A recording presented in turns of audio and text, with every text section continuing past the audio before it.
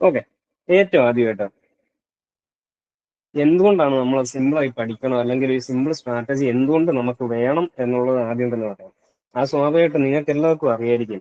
ഒരു PSC പരീക്ഷ അല്ലെങ്കിൽ ഒരു സർക്കാർ ജോലിക്കായിട്ട് പഠിച്ചു തുടങ്ങുമ്പോൾ ഉണ്ടാകുന്ന ബുദ്ധിമുട്ടുകളെ പറ്റി എല്ലാം എല്ലാവർക്കും തന്നെ അറിയാം. അതിപ്പം പുതിയതായിട്ട് PSC പഠിച്ചു തുടങ്ങി, അതായത് ഇപ്പം ഡിഗ്രിയുടെയോ PGയുടെയോ ഒപ്പം PSC പഠിച്ചു തുടങ്ങിയാൽ, അതായത് ഫുൾ ടൈം ആയിട്ട് ഈ കോഴ്സ് ഒന്നും ചെയ്യാൻ പറ്റുന്നില്ല, പക്ഷെ PSC പരീക്ഷ എഴുതുന്നുണ്ട്, എന്തെങ്കിലുമൊക്കെ അതിനായിട്ട് നോക്കുന്നുള്ളവർക്ക്, അങ്ങനെയുള്ളവർക്ക് ഉണ്ടാകുന്ന കുറച്ച് ബുദ്ധിമുട്ടുകളുണ്ട്. അതായത് അവർ നോക്കുമ്പം ഫുൾ ടൈം ആയിട്ട് PSC പഠിക്കുന്ന, അല്ലെങ്കിൽ കുറെ മാസങ്ങളോ വർഷങ്ങളോ ആയിട്ട് PSC പഠിക്കുന്നവരുണ്ട്. അവരുടെ ഒപ്പം പഠിച്ചു കഴിഞ്ഞാൽ നമുക്ക് എന്ത് കിട്ടുമോ, അല്ലെങ്കിൽ നമുക്ക് ജോലി കിട്ടുമോ, അല്ലെങ്കിൽ എവിടെ പഠിച്ചു തുടങ്ങണം. ഇപ്പൊ പരീക്ഷയൊക്കെ എഴുതാൻ പോകുമ്പോഴും അധികം അങ്ങനെയുള്ളവരെ സംബന്ധിച്ച് അധികം മാർക്കൊന്നും കിട്ടുന്നുണ്ടാവില്ല. അപ്പം എവിടെ പഠിച്ചു തുടങ്ങണം, എങ്ങനെ പഠിക്കണം, എന്ത് പഠിക്കണം, അങ്ങനെ പല പല ഡൗട്ടും ഈ പുതിയതായിട്ട് പഠിച്ചു തുടങ്ങുന്നത് PSC പഠിച്ചു തുടങ്ങുന്നവരെ സംബന്ധിച്ചുണ്ടായിരിക്കും.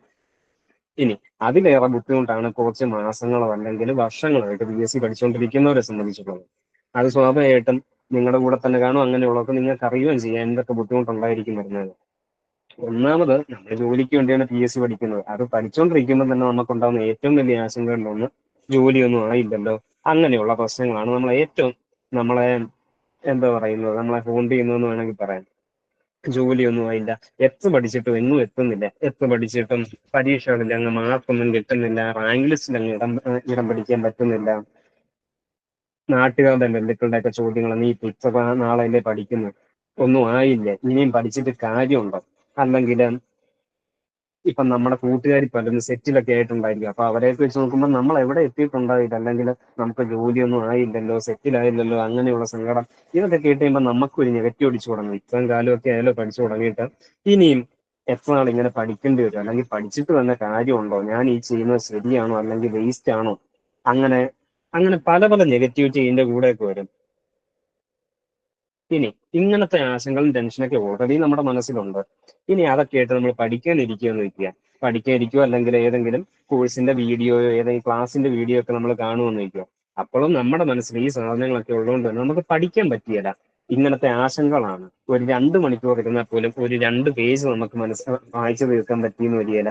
അല്ലെങ്കിൽ ഒരു 15 മിനിറ്റ് യൂട്യൂബ് വീഡിയോ കണ്ടു തീർത്ത് അതിലെ സാധനം കാണാതെ പഠിക്കാൻ പോലും നമുക്ക് പറ്റിയെന്ന് വരികയില്ല. അങ്ങനെയേറെ നമ്മുടെ മനസ്സ് ഓൾറെഡി ബുദ്ധിമുട്ടും ടെൻഷനും സ്ട്രെസ് ഒക്കെ ആയിട്ടിരിക്കുമായിരിക്കും. ഇനി ഇങ്ങനെ ഈ ഉദ്ദേശിക്കുന്ന സമയത്തൊന്നും പഠിച്ചു വെക്കാൻ പറ്റുന്നില്ല, പഠിക്കുന്ന തൃപ്തിയൊന്നും കിട്ടുന്നില്ല. ഇനി നമ്മൾ കുറച്ച് പരീക്ഷയൊക്കെ എഴുതി പരാജയപ്പെടുന്നു. അപ്പം ഇങ്ങനെയൊന്നും ചെയ്താൽ പോരാ, നമ്മൾ വേറെ എന്തൊക്കെ കൂടി ചെയ്യണം. അപ്പൊ എന്തൊക്കെ ചെയ്യും? നമ്മൾ അത്യാവശ്യം മാർക്കറ്റിൽ അവൈലബിൾ ആയിട്ടുള്ള പുതിയ എന്തെങ്കിലും ഗൈഡ്, പുതിയ ഒരു പരീക്ഷയ്ക്ക് ഒരു ഗൈഡ് വന്നു എന്നാൽ അത് വാങ്ങിയേക്കാം. അല്ലെങ്കിൽ പുതിയൊരു കോഴ്സ് കണ്ടു, ആ കോഴ്സ് ജോയിൻ ചെയ്തേക്കാം. ഇനിയിപ്പോ ആണെങ്കിൽ ടെലിഗ്രാമിലോ അങ്ങനെയുള്ള ഏരിയാസിൽ ഇഷ്ടം പോലെ PDF ഓൺലൈൻ മെറ്റീരിയൽസ് ഒക്കെ നമ്മൾ അവൈലബിൾ ആണ്. അപ്പൊ നമ്മൾ എന്താ ചെയ്യുന്നത്? ഈ ഗൈഡുകൾ മാറി മാറി നോക്കുന്നു, അല്ലെങ്കിൽ PDF ഇഷ്ടം പോലെ അവൈലബിൾ ആണ്, അതെല്ലാം ഡൗൺലോഡ് ചെയ്ത് വെക്കുന്നു. ഇതൊക്കെ വെച്ച് കഴിയുമ്പോൾ ഈ ഒന്നോ രണ്ടോ എണ്ണം വായിച്ചു കഴിയുമ്പോൾ തന്നെ നമ്മൾ മടുക്കും. ഇത് ഒരു അന്തോ ഇല്ലാതെ എവിടെ തുടങ്ങണം, എവിടെ തീരും, അല്ലെങ്കിൽ ഇത് പഠിച്ച് മുന്നോട്ട് പോകുമ്പോൾ തന്നെ ഇതിലൊക്കെ കാര്യമുണ്ടോ, ഇങ്ങനെയാണോ ചെയ്യേണ്ടത്, സ്വന്തമായിട്ടൊരു ആത്മവിശ്വാസം ഇല്ലായ്മ, ഇതെല്ലാം നമ്മുടെ മനസ്സിൽ കൂടി കടന്നു വന്നുകൊണ്ടേയിരിക്കും. അതുകൊണ്ട് പഠിത്തം തന്നെ അങ്ങ് ശരിയാവത്തില്ല. ഇനി ഇങ്ങനത്തെ സാധനമൊക്കെ ഇപ്പൊ നമ്മൾ പരീക്ഷകളിൽ ചെന്ന് ഇരിക്കട്ടെ, അവിടെ ചെന്ന് കഴിയുമ്പം ഇങ്ങനത്തെ ഓൾറെഡി നമ്മൾ ഇത്രയും കാലം ചിന്തിച്ചു വെച്ച നെഗറ്റിവിറ്റി, ആ പ്രഷറും ടെൻഷൻ എല്ലാം ഉണ്ടായിരിക്കും. അങ്ങനെ പരീക്ഷയ്ക്ക് തോന്നുന്നു, ഈ പരീക്ഷയാണ് നമ്മുടെ ജീവിതത്തെ ഡിറ്റർമിൻ ചെയ്യാൻ പോകുന്നത്. ഈ പരീക്ഷ ഞാൻ പരാജയപ്പെട്ട് കഴിഞ്ഞാൽ, അല്ലെങ്കിൽ നന്നായിട്ട് ചെയ്യാൻ സാധിച്ചില്ലെങ്കിൽ, നമ്മുടെ ജീവിതം തന്നെ ഒരു വഴിമുട്ടി പോകുന്ന അവസ്ഥയാണ്. അല്ലെങ്കിൽ നമ്മൾ ജീവിതത്തിൽ പരാജയപ്പെടും, നമ്മുടെ വീട്ടുകാർ നമ്മൾ എങ്ങനെ ഫേസ് ചെയ്യും, അല്ല ബന്ധുക്കളുടെ അടുത്ത് എന്ത് പറയും, ഇങ്ങനെ പല പല ടെൻഷനാണ്. അല്ലെങ്കിൽ നമ്മൾ പഠിച്ച ഭാഗത്തു നിന്ന് ചോദ്യങ്ങൾ വരുവോ, അങ്ങനെ പലതും.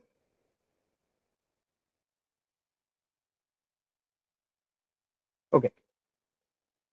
ഇനി സ്വാഭാവികമായിട്ട് ഇത്തരം ടെൻഷനൊക്കെ ആയിട്ട് നമ്മൾ പരീക്ഷ എഴുതി തുടങ്ങിയെന്ന് അറിയില്ല. അപ്പം നമുക്കറിയാവുന്ന GK ക്വസ്റ്റ്യൻസ് വന്നു കഴിഞ്ഞാൽ അത് കൺഫ്യൂഷൻ അടിക്കുക, അല്ലെങ്കിൽ മനസ്സ് പെട്ടെന്ന് ബ്ലാങ്ക് ആയിപ്പോകും. GK ക്വസ്റ്റ്യൻസ് ആയിക്കോട്ടെ, ഇംഗ്ലീഷ് ആയിക്കോട്ടെ, നമുക്ക് വൺ വേർഡ് ആയിട്ടോ മറ്റോ നമ്മുടെ മനസ്സിൽ ഓൾറെഡി നമുക്കല്ലാത്തൊരു സിറ്റുവേഷന് നമുക്ക് എഴുതാൻ സാധിക്കുന്ന ഉത്തരം പോലും നമുക്ക് എഴുതാൻ പറ്റിയെന്ന് വരികയില്ല. ഇനി കണക്കൊക്കെയാണ് ഈ ടെൻഷന്റെ ഫലം കൊണ്ട് നമുക്ക് സ്റ്റെപ്പ് തെറ്റി പോകുന്നു, ആ നമ്പറുകൾ മുഴുവൻ നമ്മുടെ തലയിൽ കിടന്ന് കുഴങ്ങുന്നു. അങ്ങനെ മൊത്തം ഒരു അവിയൽ പരുവത്തിലായി നമ്മുടെ ആ പരീക്ഷ ഇറങ്ങുമ്പോഴത്തേക്കും നമ്മുടെ കാര്യത്തിൽ തീരുമാനം, അല്ലെങ്കിൽ നമ്മൾ ഈ പരീക്ഷ തോറ്റെന്നുള്ള ഒരു ഉറപ്പിൽ തന്നെ ആയിരിക്കും പരീക്ഷകളിൽ നിന്ന് ഇറങ്ങി വരുന്നത്. അങ്ങനെ PSC കുറച്ചു കാലം പഠിച്ചുകൊണ്ടിരിക്കുന്നവർക്കോ അല്ലെ പുതിയതായിട്ട് പഠിച്ചുകൊണ്ടിരിക്കുന്നവർക്കോ എല്ലാം ഇത്തരം പ്രശ്നങ്ങളുണ്ട്. അപ്പം ഇതിനെല്ലാം കൂടി ഈ സൊല്യൂഷൻ ആയിട്ടാണ് നമ്മൾ സിമ്പിൾ ആയിട്ട് പഠിക്കണം എന്ന് പറയുന്നത്. നമ്മളെല്ലാം ആഗ്രഹിക്കുന്നത് അത് തന്നെയാണ്, സിമ്പിൾ ആയിട്ട് എല്ലാത്തിനും അപ്രോച്ച് ചെയ്യുക എന്നുള്ളത് തന്നെയാണ്. പക്ഷെ നമുക്കത് സാധിക്കാറില്ല എന്നുള്ളതാണ് സത്യം.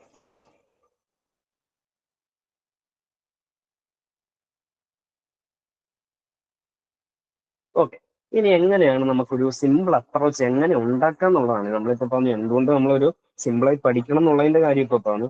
ഇനി എങ്ങനെ സിമ്പിളായി പഠിക്കാം എന്നുള്ളതിനെ പറ്റിയാണ് നമ്മൾ പറയുന്നത്.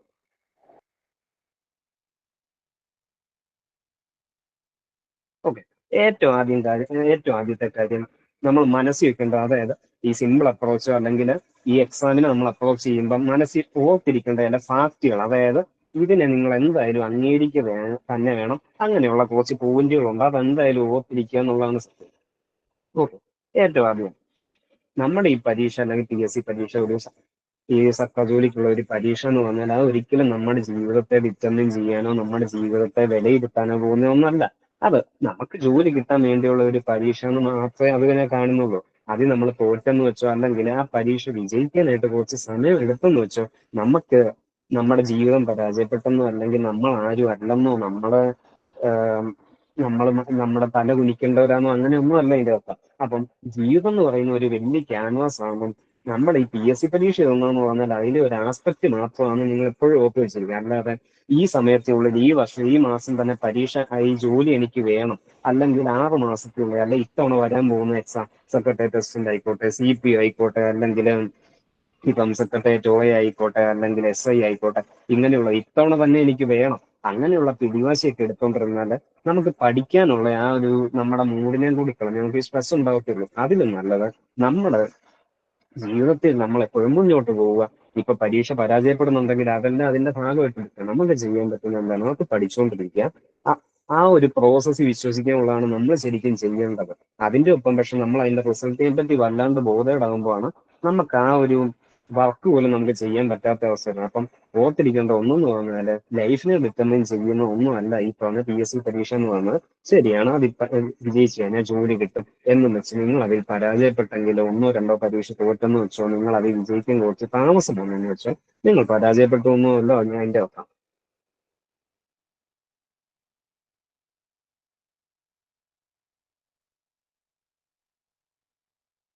ഓക്കെ, അടുത്ത കേൾക്കാം.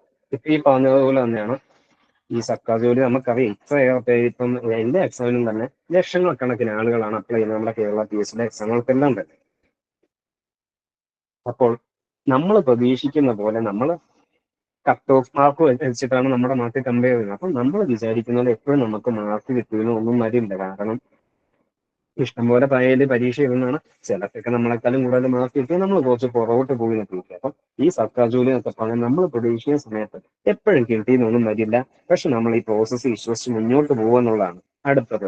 ഈ പ്രോസസ്സ് വിശ്വസിക്കുക, നമ്മൾ ചെയ്യുന്നതിൽ നമ്മൾ പഠിക്കുന്നതിൽ വിശ്വസിക്കുക പൂർണ്ണമായിട്ട്. അപ്പോഴാണ് നമുക്ക് കോൺഫിഡന്റ് ആയിട്ട് ഹാപ്പി ആയിട്ട് ഇരിക്കാൻ സാധിക്കുന്നത്. അങ്ങനെ ആത്മവിശ്വാസത്തോടെ സന്തോഷത്തോടെ ഇരിക്കുകയാണെങ്കിൽ നമുക്ക് പിന്നെയും പഠിക്കാനുള്ള ഒരു ടെൻഡൻസി വരും. പിന്നെയും നമുക്ക് കോൺഫിഡൻസും ആ ഒരു ഹാപ്പിനെസ്സും വരുന്നു. വീണ്ടും നമുക്ക് പഠിക്കാനുള്ള ആ ഒരു ടെൻഡൻസി വരും. അപ്പം അങ്ങനെ ഒരു പോസിറ്റീവ് സൈക്കിൾ വരുള്ളൂ. അല്ലാതെ നമ്മൾ പഠിക്കുന്നതിൽ നമ്മൾ ചെയ്യുന്നതിൽ എപ്പോഴും നമ്മൾ ഡൗട്ട് അടിച്ചുകൊണ്ടിരിക്കുകയാണെങ്കിൽ നമുക്ക് പിന്നീട് ഉണ്ടാകുന്ന പഠിത്തത്തെ പറ്റി ഓർക്കുമ്പോൾ തന്നെ സ്ട്രെസ്സോ അല്ലെങ്കിൽ പഠിക്കാൻ ഒരു പുസ്തകം എടുത്തു കഴിയുമ്പം കുറെ നെഗറ്റീവ് ചിന്തകളൊക്കെ ആയിരിക്കും നമുക്ക് വരുന്നത്. അങ്ങനെയാകുമ്പം നമുക്ക് വീണ്ടും പഠിക്കാനുള്ള ആ ഒരു നമ്മുടെ മോട്ടിവേഷൻ നഷ്ടപ്പെടുന്നു, വീണ്ടും നെഗറ്റീവ് അടിക്കുന്നു. അപ്പം അതെന്ന് പറഞ്ഞ ഒരു നെഗറ്റീവ് സൈക്കിളാണ്. പക്ഷെ നമ്മൾ ചെയ്യേണ്ടത് നമ്മൾ ചെയ്യുന്നത് വിശ്വസിക്കുക, നമ്മൾ പഠിക്കാനുള്ള സമയം കണ്ടെത്തുക, അത് ഹാപ്പി ആവുക, സാറ്റിസ്ഫൈഡ് ആവുക. അങ്ങനെ വരുമ്പോൾ നമുക്ക് മുന്നേറാനായിട്ട് തീർച്ചയായും സാധിക്കും. അതിൽ നിങ്ങൾ വിശ്വസിക്കുക എന്നുള്ളതാണ് അടുത്ത പോയിന്റ്. ഓക്കെ, ഇത്രയാണ് നമ്മൾ പറഞ്ഞത്. അതായത് സിമ്പിൾ സ്ട്രാറ്റജി നമ്മൾ എങ്ങനെ ക്രിയേറ്റ് ചെയ്യുന്നു ഉള്ളതിന് മുമ്പ് നമ്മൾ മനസ്സിൽ വെക്കേണ്ട കുറച്ച് പോയിന്റ്സിന്റെ കാര്യമാണ് നമ്മളിപ്പോൾ പറഞ്ഞത്. ഓക്കെ, ഇനി സിമ്പിൾ സ്ട്രാറ്റജി എങ്ങനെ ഉണ്ടാക്കാം എന്നുള്ളതാണ്. ഏറ്റവും ആദ്യം എക്സാമിന് വേണ്ട, ഇപ്പൊ നമ്മൾ PSC പരീക്ഷയ്ക്ക് പോകുമ്പോൾ ആ എക്സാമിന് വേണ്ട എന്തോ അത് മാത്രം പഠിക്കുക എന്നുള്ളതിലാണ് നമ്മൾ ഏറ്റവും അധികം ഫോക്കസ് ചെയ്യേണ്ടത്. നമുക്ക് എല്ലാ സാധനവും പഠിച്ചിട്ട് പോകാനൊന്നും പറ്റുകയില്ല. അല്ലെങ്കിൽ നമ്മുടെ മുമ്പിലുള്ള എല്ലാ ഗൈഡും നമുക്ക് ടെലഗ്രാമിലോ അല്ലെങ്കിൽ ഏതെങ്കിലും ഓൺലൈൻ റിസോഴ്സസ് വഴി കിട്ടുന്ന എല്ലാ മെറ്റീരിയൽസും നമുക്ക് പഠിച്ചിട്ട് പോകാനൊന്നും സാധിക്കത്തില്ല. PSC ചോദിക്കുന്ന എല്ലാ ചോദ്യങ്ങളും പഠിച്ചിട്ട് പോകാനും നമുക്ക് സാധിക്കത്തില്ല. അപ്പൊ നമ്മൾ എന്താണ് ചെയ്യേണ്ടത്, PSC ഒരു സിലബസ് വരുന്നുണ്ട്. ആ സിലബസിൽ നിന്നാണ് നമ്മൾ പഠിക്കേണ്ട വിഷയങ്ങൾ ഏതൊക്കെയാണെന്ന് നമുക്ക് മനസ്സിലാക്കാൻ പറ്റുന്നത്. അപ്പൊ ഏറ്റവും ആദ്യത്തെ പോയിന്റ്, നമ്മൾ ഏതൊക്കെ വിഷയം പഠിക്കുമെന്ന് മനസ്സിലാക്കാനായിട്ട് സിലബസ് എടുക്കുക. PSC എല്ലാ പരീക്ഷകൾക്കും സിലബസ് ഇറക്കുന്നുണ്ട്. അതിന്റെ സിലബസ് ഇറക്കുക, എടുക്കുക, എന്നിട്ട് അതിൽ ഏതൊക്കെ വിഷയങ്ങളാണ് നമ്മൾ പഠിക്കേണ്ടതെന്ന് നോക്കുക. ഇനി ആ വിഷയങ്ങളിൽ നമ്മൾ ഏതൊക്കെ ടോപ്പിക്കുകൾ അല്ലെങ്കിൽ ഇമ്പോർട്ടന്റ് ആയിട്ടുള്ള ടോപ്പിക്കുകൾ ഏതൊക്കെയാണ് മനസ്സിലാക്കാനായിട്ട് നമ്മൾ ചെയ്യേണ്ടതാണ്. പ്രീവിയസ് ക്വസ്റ്റ്യൻസ് കഴിഞ്ഞ ഒരു 2-3 വർഷത്തെ 2020 2021 തൊട്ടുള്ളത് പ്രീവിയസ് ക്വസ്റ്റ്യൻസ് ആണ്. 10th ലെവൽ ആയിക്കോട്ടെ, 12th ലെവൽ ആയിക്കോട്ടെ, ഡിഗ്രി ലെവൽ ആയിക്കോട്ടെ, എത്രത്തോളം ക്വസ്റ്റ്യൻസ് നിങ്ങൾ എടുക്കുന്നു അത്രത്തോളം നല്ലത്. അപ്പം ഈ പ്രീവിയസ് ക്വസ്റ്റ്യൻസ് എടുക്കുക. എന്നിട്ട് നമ്മൾ പഠിക്കാൻ ഉദ്ദേശിക്കുന്ന വിഷയം, അതായത് ഇപ്പൊ എക്സാമ്പിൾ ആയിട്ട് പറയുകയാണെങ്കിൽ ഇന്ത്യൻ പൊളിറ്റി ആണ് വെച്ചു. ഇന്ത്യൻ പൊളിറ്റിയുടെ ഒരു സിലബസ് PSC തന്നിട്ടുണ്ട്. ഇതാണ് പൊതുവെ എല്ലാ എക്സാമും തന്നെ. ഇന്ത്യൻ കോൺസ്റ്റിറ്റ്യൂഷൻ, ഇന്ത്യൻ പൊളിറ്റി എന്ന് പറഞ്ഞ സബ്ജക്ട് ചെയ്യുന്ന PSC തന്നേക്കുന്ന ആ ഒരു സിലബസ് എന്ന് പറഞ്ഞാൽ ഇപ്പം നമ്മൾ സ്ക്രീനിൽ കൊടുത്തേക്കുന്നവയാണ്. ഇനി ഈ പറഞ്ഞ ഓരോ വാക്കുകളിലും ഏതൊക്കെ ടോപ്പിക്കുകളാണ്, ഏതൊക്കെയാണ് ഇമ്പോർട്ടന്റ് ആയിട്ട് വരുന്നതെന്ന് മനസ്സിലാക്കാനാണ് ഇപ്പൊ ഈ പറഞ്ഞ പ്രീവിയസ് ക്വസ്റ്റ്യൻസ് നോക്കണം എന്ന് പറഞ്ഞത്. ഇപ്പം കഴിഞ്ഞ ഒരു 2-3 കൊല്ലത്തെ പൊളിറ്റി ആയിട്ട് ബന്ധപ്പെട്ട ക്വസ്റ്റ്യൻസ് എടുക്കുക. എന്നിട്ട് അതിലെ ക്വസ്റ്റ്യനിലും ഓപ്ഷനിലും ഏതൊക്കെ ടോപ്പിക്കുകൾ വന്നു എന്ന് നമ്മൾ നോട്ട് ചെയ്ത് വെക്കുക. ഒന്ന് പേപ്പറിൽ നോട്ട് ചെയ്ത് വെക്കുക, അല്ലെങ്കിൽ ഡോക്യുമെന്റ് ആയിട്ട് വല്ല ഫോണുകളിലും നോട്ട് ചെയ്ത് വെക്കുക. അപ്പം നമ്മൾ കഴിഞ്ഞ ഈ കുറച്ച് ക്വസ്റ്റ്യൻ പേപ്പർ എടുത്ത് നോക്കുമ്പോൾ നമുക്ക് മനസ്സിലാവും കോൺസ്റ്റിറ്റ്യൂന്റ് അസംബ്ലി എന്ന് പറഞ്ഞ ടോപ്പിക്കിൽ നിന്ന് ഏതൊക്കെയായിരിക്കും ചോദ്യം വന്നേക്കുന്നത്, അല്ലെങ്കിൽ പ്രിയാമ്പിള അല്ലെങ്കിൽ ഭരണഘടനയുടെ ആമുഖമായിട്ട് ബന്ധപ്പെട്ട ഏതൊക്കെ ചോദ്യങ്ങളോ, അല്ലെങ്കിൽ ഫണ്ടമെന്റൽ റൈറ്റ് മൗലികാവകാശത്തിൽ നിന്ന് എന്തൊക്കെ ചോദ്യം വന്നു, നമുക്ക് ഇങ്ങനെ ഒരു മാപ്പിംഗ് വഴി നമുക്ക് മനസ്സിലാക്കാൻ സാധിക്കും.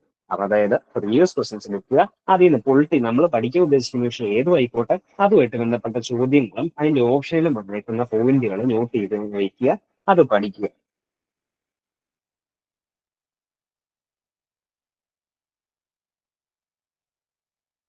ഓക്കെ, ഇപ്പം നമുക്ക് മനസ്സിലായി ഏതൊക്കെ വിഷയങ്ങളാണ് നമ്മൾ പഠിക്കേണ്ടത്, അല്ലെങ്കിൽ അതിലെ ഇമ്പോർട്ടന്റ് ടോപ്പിക്കുകൾ ഏതൊക്കെയാണ് നമ്മൾ പഠിക്കേണ്ടതെന്ന് നമുക്ക് മനസ്സിലായി. നമ്മൾ ഈ നോട്ട് ചെയ്ത് വെച്ചത് ഇപ്പം പൊളിറ്റിയുടെ ഒരു എക്സാമ്പിൾ ആണ് നമ്മൾ പറയുന്നത്. ഇനി അല്ലാതെ മാത്സ് ആയിക്കോട്ടെ, ഇംഗ്ലീഷ് ആയിക്കോട്ടെ, മലയാളം ആയിക്കോട്ടെ, എക്കണോമിക്സ് ആയിക്കോട്ടെ, ഇങ്ങനെയുള്ള ഏതും ആയിക്കോട്ടെ, ഇതിലെല്ലാം നമ്മൾ ഇതേ പ്രോസസ്സ് തന്നെയാണ് ചെയ്യുന്നത്. അതിന് സിലബസ് ഉണ്ട്. ആ സിലബസിൽ നിന്ന് വന്നേ ഇമ്പോർട്ടന്റ് ആയിട്ട് വന്നേക്കുന്ന ടോപ്പിക്കുകൾ ഏതൊക്കെയാണെന്ന് മനസ്സിലാക്കാൻ കഴിഞ്ഞ ഒരു 2-3 കൊല്ലത്തെ ക്വസ്റ്റ്യൻ പേപ്പർ എടുക്കുക. അതിലെ ടോപ്പിക്കുകൾ ചോദ്യത്തിലും ഓപ്ഷൻസിലും ഉള്ള പോയിന്റ്സ് നോട്ട് ചെയ്ത് വെക്കുക, അത് പഠിക്കുക. അപ്പൊ നമുക്ക് മനസ്സിലായി ഇമ്പോർട്ടന്റ് ആയിട്ടുള്ള ടോപ്പിക്കുകൾ, ഇമ്പോർട്ടന്റ് ആയിട്ടുള്ള സബ്ജക്ട് നമുക്ക് മനസ്സിലായി. ഇനി അടുത്ത നെക്സ്റ്റ് സ്റ്റെപ്പ് എന്ന് പറഞ്ഞാൽ ഇത് എവിടുന്ന് പഠിക്കും എന്നുള്ളതാണ് അടുത്ത ചോദ്യം. ഇത് കുറച്ച് ഇമ്പോർട്ടന്റ് ആയിട്ടുള്ള ഒരു കാര്യം. കാരണം അവിടെ തന്നെയാണ് നമ്മൾ ഈ പറഞ്ഞ ഇഷ്ടം പോലെ ഇപ്പൊ ശരിക്കും ഇൻഫർമേഷൻ ഓവർലോഡാണ് ശരിക്കും സംഭവിക്കുന്നത്. ഇഷ്ടംപോലെ കോഴ്സുകൾ, ഇഷ്ടംപോലെ പുസ്തകങ്ങൾ, ഇഷ്ടംപോലെ PDF. അപ്പൊ ഈ പറഞ്ഞ വിഷയങ്ങൾ ഇപ്പൊ ഇന്ത്യൻ പൊളിറ്റിയായിട്ട് ബന്ധപ്പെട്ടാണെങ്കിൽ ഈ പറഞ്ഞ സിലബസ് നമ്മൾ ഈ സ്ക്രീനിൽ കൊടുത്തിട്ടുണ്ട്. അപ്പൊ ഈ ടോപ്പിക്കുകൾ എവിടുന്നൊക്കെ പഠിക്കും, ഇഷ്ടംപോലെ സ്ഥലത്തുനിന്ന് നമുക്ക് പഠിക്കാം. നമുക്ക് യോജിച്ച തരത്തില്, നമുക്ക് എളുപ്പമാവുന്ന തരത്തില് ഈ ടോപ്പിക്കുകളെല്ലാം കവർ ആവുന്ന ഏത് സോഴ്സ് ആയിക്കോട്ടെ അതെടുത്ത് പഠിക്കുക എന്നുള്ളതാണ് ഇമ്പോർട്ടന്റ്. ഇപ്പൊ ഇന്ത്യൻ പൊളിറ്റിക്കായിട്ട് ബന്ധപ്പെട്ട് എല്ലാവരും പറയുന്ന സജസ്റ്റ് ചെയ്യുന്ന ബുക്ക് എന്ന് പറഞ്ഞാൽ ലക്ഷ്മികാന്ത് എഴുതിയ ഇന്ത്യൻ പൊളിറ്റി എന്ന് പറഞ്ഞ പുസ്തകമാണ്. ഇനി ആ ഒരു പുസ്തകം എല്ലാവരും സജസ്റ്റ് ചെയ്യുന്നു എന്ന് വെച്ചാൽ എല്ലാവർക്കും ആ പുസ്തകം പഠിച്ച് മനസ്സിലാക്കാൻ പറ്റിയൊന്നും വലിയല്ല. അത് കുറച്ച് അത്യാവശ്യം ബൾക്കി ആയിട്ടുള്ള ഒരു പുസ്തകമാണ്. ചിലരെ സംബന്ധിച്ച് പുസ്തകം കുറെ നേരം ഇരുന്ന് വായിക്കാനുള്ള ക്ഷമയോ അല്ലെങ്കിൽ അങ്ങനെയുള്ള ഒരു സ്കില്ല് അവർക്ക് ഉണ്ടായെന്ന് വരും. ചിലരെ സംബന്ധിച്ച് ക്ലാസ്സുകൾ കേട്ട് പഠിക്കുക എന്നുള്ളതായിരിക്കും അവർക്ക് ഉചിതമായിട്ടുള്ള ഒരു അപ്രോച്ച്. അല്ല, ചിലരെ സംബന്ധിച്ചൊന്നും കമ്പൈൻ സ്റ്റഡി നടത്തുന്നതായിരിക്കും കൂട്ടുകാരോ അല്ലെങ്കിൽ ആരെങ്കിലും ഒക്കെ ആയിട്ട് കമ്പൈൻ സ്റ്റഡി നടത്തുന്നതായിരിക്കും ചിലരെ സംബന്ധിച്ച് എഫക്റ്റീവ് ആണ്. അപ്പം നമ്മളെ സംബന്ധിച്ച് എന്താണോ എഫക്റ്റീവ് ആവുന്നതെന്ന് മനസ്സിലാക്കിയിട്ട് അതിനനുസരിച്ച് സോഴ്സ് തിരഞ്ഞെടുക്കുക എന്നുള്ളതാണ് ഇമ്പോർട്ടന്റ് ആയിട്ടുള്ളത്. അങ്ങനെ സോഴ്സ് തിരഞ്ഞെടുക്കുമ്പോൾ ഈ പറഞ്ഞ ഇമ്പോർട്ടന്റ് ടോപ്പിക്കുകളൊക്കെ കവർ ആവുന്ന രീതിയിൽ നമ്മൾ തിരഞ്ഞെടുക്കുക. ഇനി ഓരോ വിഷയത്തിനും ഓരോരോ തരത്തിലായിരിക്കും സോഴ്സ് നമ്മൾ തിരഞ്ഞെടുക്കേണ്ടത്. കാരണം എല്ലാത്തിനും ഒരു പുസ്തകം കാണും, അല്ലെ എല്ലാത്തിനും ഒരു കോഴ്സ് കാണും എന്നൊക്കെ കരുതുന്നു, ആ തെറ്റാണ്. ശരിക്കും എല്ലാത്തിനും ഡിഫറെന്റ് ആയിട്ടുള്ള അപ്രോച്ച് നമ്മൾ എടുക്കുക എന്നുള്ളതാണ് ഒരു പോയിന്റ്. അപ്പം ഇപ്പൊ പൊളിറ്റി നമുക്ക് വേണമെങ്കിൽ ലക്ഷ്മികാന്തിൽ നിന്ന് മാത്രം പഠിക്കാം, അല്ല വേറെ ഒരു വിഷയം ഇപ്പൊ മാത്സ് ഒക്കെ ആണെങ്കിൽ അങ്ങനെ ഒറ്റ ഒരു പുസ്തകത്തിൽ നിന്ന് പഠിക്കുക എന്ന് പറഞ്ഞാൽ അത് കുറച്ച് ഇമ്പോസിബിൾ തന്നെയാണ്. അപ്പൊ അതിനൊക്കെ എന്ന് പറഞ്ഞാൽ മൾട്ടിപ്പിൾ ആയിട്ടുള്ള സോഴ്സുകൾ വേണമായിരിക്കും, അല്ലെങ്കിൽ ഡിഫറെന്റ് ക്ലാസ്സുകൾ നമ്മൾ കൂടണമായിരിക്കും, ചെയ്ത് പഠിക്കണമായിരിക്കും. അങ്ങനെ പല പല അപ്രോച്ച് ഉണ്ട്. അപ്പം ഓരോ വിഷയത്തിനും ഡിഫറെന്റ് ആയിട്ടുള്ള അപ്രോച്ച് ഉണ്ട്. നമ്മൾ ആ രീതിയിൽ മനസ്സിലാക്കുക.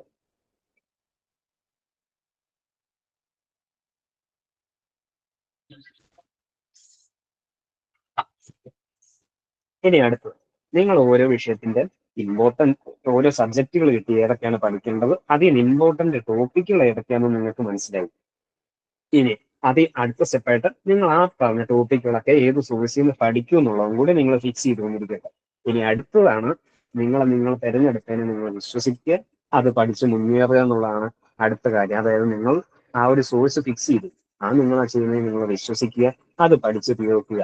ചിലപ്പോൾ അതിന് സമയം എടുത്തുകൊണ്ടിരിക്കും. അപ്പൊ ആ സമയം എങ്കിൽ പോലും നമ്മൾ മുന്നോട്ട് തന്നെയാണ് പോകുന്നതെന്ന് സ്വയം വിശ്വസിക്കുകയും സ്വയം പറഞ്ഞ് നമ്മൾ മുന്നോട്ട് പോവുകയും ചെയ്യുക മാത്രമാണ് നമുക്ക് ചെയ്യാൻ പറ്റുന്ന ഓപ്ഷൻ. അപ്പം നിങ്ങൾ ചെയ്യുന്നതിനെ, നിങ്ങൾ തിരഞ്ഞെടുത്തതിനെ നിങ്ങൾ വിശ്വസിക്കുക. നിങ്ങൾ വിശ്വസിച്ചില്ല മറ്റാരും എന്തായാലും വിശ്വസിക്കാൻ പോകുന്നില്ല. അപ്പൊ നിങ്ങൾ അതിൽ ശക്തമായിട്ട് തന്നെ നിങ്ങൾ ചെയ്യുന്നതിൽ ഉറച്ചു നിൽക്കുക, നിങ്ങൾ മുന്നോട്ട് പോവുക, ആ പറഞ്ഞ സിലബസുകൾ കംപ്ലീറ്റ് ചെയ്യുക എന്നുള്ളതാണ് ഈ പറഞ്ഞ സിമ്പിൾ ആയിട്ടുള്ള അപ്രോച്ചിന്റെ ഒരു ആസ്പെക്ട് എന്ന് പറയുന്നത്. പക്ഷെ ഇതിപ്പോ പറയാനൊക്കെ എളുപ്പമാണ്, പക്ഷെ പ്രാക്ടിക്കലായിട്ട് പലപ്പോഴും ബുദ്ധിമുട്ടുണ്ടായിരുന്നു വരും. ഒന്നാമതായിട്ട് നമ്മൾ സ്വയം വിശ്വസിക്കുക എന്നുള്ള ഈ പോയിന്റിൽ തന്നെ നിങ്ങൾക്ക് എല്ലാവർക്കും തന്നെ ബുദ്ധിമുട്ട് വന്നിട്ടുണ്ടാവും. കാരണം നമ്മൾ പഠിച്ചുകൊണ്ടിരിക്കുമ്പോഴെല്ലാം നമുക്ക് ഈ ഡൗട്ട് വരും, നമ്മൾ ഈ ചെയ്യുന്നത് ശരിയാണോ, അല്ലെങ്കിൽ ഇത് തന്നെയാണോ ചെയ്യേണ്ടത്, ഇങ്ങനെ തന്നെ ആയിരിക്കും മറ്റുള്ളവർ ചെയ്യുന്നത്, ഇങ്ങനെ ചെയ്താൽ ജോലി കിട്ടുമായിരിക്കും.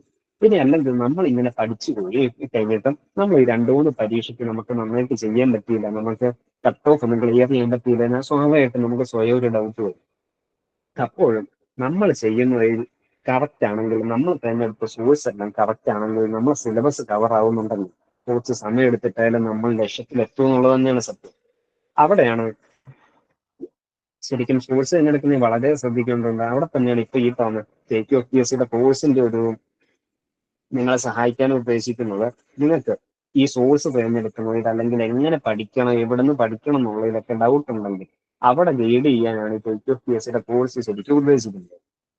നിങ്ങൾക്ക് വിശ്വസിക്കാനും നിങ്ങൾ ചെയ്യുന്നത് വിശ്വസിച്ച് ചെറിയ ചെറിയ സ്റ്റെപ്പുകൾ എടുത്ത് മുന്നോട്ട് പോകാനും നിങ്ങളെ കൊണ്ട് സാധിക്കുമെങ്കിൽ ഈ പറഞ്ഞ സോഴ്സും എവിടെ നിന്ന് പഠിക്കണമെന്നും എങ്ങനെ പഠിക്കണം എന്നുള്ളതും കാണിച്ചു തരാനായിട്ട് ഈ പറഞ്ഞ KQFPSC കോഴ്സിനെ കൊണ്ട് സാധിക്കും. ഓക്കെ, ഇനി ഒരു വിഷയത്തെ എങ്ങനെ അപ്രോച്ച് ചെയ്യാന്നുള്ളതിന്റെ എക്സാം നമ്മൾ ഇന്ത്യൻ പൊളിറ്റിയുടെ ബേസിക് തന്നെ നമുക്ക് പറഞ്ഞു തരാം. നമ്മളിവിടെ പറഞ്ഞു ഇന്ത്യൻ കോൺസ്റ്റിറ്റ്യൂഷൻ എന്ന് പറഞ്ഞ ആ ഒരു വിഷയത്തിൽ നിന്ന് PSC തന്നേക്കുന്ന സിലബസ് ആണ് ഈ കൊടുത്തേക്കുന്നത്. കോൺസ്റ്റിറ്റ്യൂന്റ് അസംബ്ലി, പ്രിയാമ്പിൾ അല്ലെങ്കിൽ ആമുഖം, അടുത്ത ഫണ്ടമെന്റൽ റൈറ്റ് അല്ലെങ്കിൽ മൗലികാവകാശം, ഡയറക്റ്റീവ് പ്രിൻസിപ്പിൾസ് അല്ലെങ്കിൽ നിർദ്ദേശ തത്വങ്ങൾ, ഫണ്ടമെന്റൽ ഡ്യൂട്ടീസ് അല്ലെങ്കിൽ മൗലിക കടമകൾ, സിറ്റിസൺഷിപ്പ് എന്ന് പറഞ്ഞാൽ നമ്മുടെ പൗരത്വമായിട്ട് ബന്ധപ്പെട്ടവ, കോൺസ്റ്റിറ്റ്യൂഷൻ അമെന്റ്മെന്റ് അഥവാ ഭേദഗതികൾ, പഞ്ചായത്തി രാജ്, കോൺസ്റ്റിറ്റ്യൂഷൻ ഇൻസ്റ്റിറ്റ്യൂഷൻ്റെ ഫംഗ്ഷൻ, പഞ്ചായത്തി രാജ് നമ്മുടെ പഞ്ചായത്ത് രാജ് ഇൻസ്റ്റിറ്റ്യൂഷൻസ് അല്ലെങ്കിൽ ഭരണഘടന ബോഡികളായിട്ടുള്ള ചില ബോഡികളെ പറ്റി, ഇനി എമർജൻസി, അടിയന്തരാവസ്ഥ, union list, state list, concurrent list, അങ്ങനെ 3 ലിസ്റ്റ് ഉണ്ടെന്നൊക്കെ ഒരു വർഷം നിങ്ങൾ കേട്ടിട്ടുണ്ടായിരിക്കും. അപ്പൊ അതും പ്ലസ് കറന്റ് അഫയേഴ്സ്, ഈ പറഞ്ഞ ടോപ്പിക്കുകളൊക്കെ ആയിട്ട് ബന്ധപ്പെട്ട കറന്റ് അഫയേഴ്സ് ഇത്രയാണ് ഈ ഇന്ത്യൻ കോൺസ്റ്റിറ്റ്യൂഷൻ എന്ന് പറഞ്ഞ ടോപ്പിക്കുന്ന PSC തന്നേക്കുന്ന സിലബസ്. ഇനി ഇതിൽ നിന്ന് എന്തൊക്കെ പഠിക്കണം എന്ന് നമുക്ക് മനസ്സിലാക്കാന്നുള്ളതിനാണ് ഞാൻ മുമ്പേ സൂചിപ്പിച്ചത്. നമ്മൾ പ്രീവിയസ് ക്വസ്റ്റ്യൻസ് എടുക്കുക, കഴിഞ്ഞ ഒരു 2-3 കൊല്ലത്തെ പ്രീവിയസ് ക്വസ്റ്റ്യൻസ് എടുക്കുക. അപ്പൊ അതെടുത്ത് നോക്കിക്കഴിഞ്ഞാൽ നമ്മൾ മാപ്പ് ചെയ്യുമ്പോൾ ഈ പറഞ്ഞ കോൺസ്റ്റിറ്റ്യൂന്റ് അസംബ്ലി എന്ന് പറഞ്ഞ ടോപ്പിക്കിൽ നിന്ന് ഏതൊക്കെ വന്നേക്കുന്നു എന്നുള്ളതാണ് ഇപ്പൊ ഈ സ്ക്രീനിൽ കൊടുത്തേക്കുന്നത്. കോൺസ്റ്റിറ്റ്യൂന്റ് അസംബ്ലി ആയിട്ട് ബന്ധപ്പെട്ട് ഈ കൊടുത്തേക്കുന്ന ടോപ്പിക്കുകളാണ് റിപ്പീറ്റഡ് ആയിട്ട് വന്നേക്കുന്നത്, അല്ലെങ്കിൽ ഇത്തരം ടോപ്പിക്കുകളെ വന്നിട്ടുണ്ട്. അതെ, ക്യാബിനറ്റ് മിഷൻ, കോൺസ്റ്റിറ്റ്യൂന്റ് അസംബ്ലിയുടെ കോമ്പോസിഷൻ, അതിൽ എത്ര പേരുണ്ടായിരുന്നു, എങ്ങനെയൊക്കെയായിരുന്നു, അതിൽ ഓരോ കമ്മ്യൂണിറ്റി, സ്ത്രീകൾ എത്ര പേരുണ്ടായിരുന്നു, സ്ത്രീകൾ എത്ര പേരുണ്ടായിരുന്നു, മലയാളികൾ എത്ര പേരുണ്ടായിരുന്നു, അങ്ങനെയുള്ള കോൺസ്റ്റിറ്റ്യൂന്റ് അസംബ്ലിയിലേക്ക് ആളുകൾ എങ്ങനെ തിരഞ്ഞെടുക്കപ്പെട്ടു, കോൺസ്റ്റിറ്റ്യൂഷൻ അസംബ്ലിയായിട്ട് ബന്ധപ്പെട്ട കുറച്ച് ഫാക്ട്, അവരെന്തൊക്കെ ചെയ്തു, പിന്നെ നെഹ്റു പാസാക്കിയ ഒബ്ജക്റ്റീവ് റെസൊല്യൂഷൻ, അല്ലെങ്കിൽ അംബേദ്കർ നയിച്ച ഡ്രാഫ്റ്റിംഗ് കമ്മിറ്റി, ഇങ്ങനെയുള്ള ടോപ്പിക്കുകളാണ് ഈ പറഞ്ഞ ഇന്ത്യൻ കോൺസ്റ്റിറ്റ്യൂഷൻ എന്ന് പറഞ്ഞതിൽ കോൺസ്റ്റിറ്റ്യൂന്റ് അസംബ്ലി എന്ന് പറഞ്ഞ ആ ഒരു ടോപ്പിക്കിന് വന്നേക്കുന്നത്.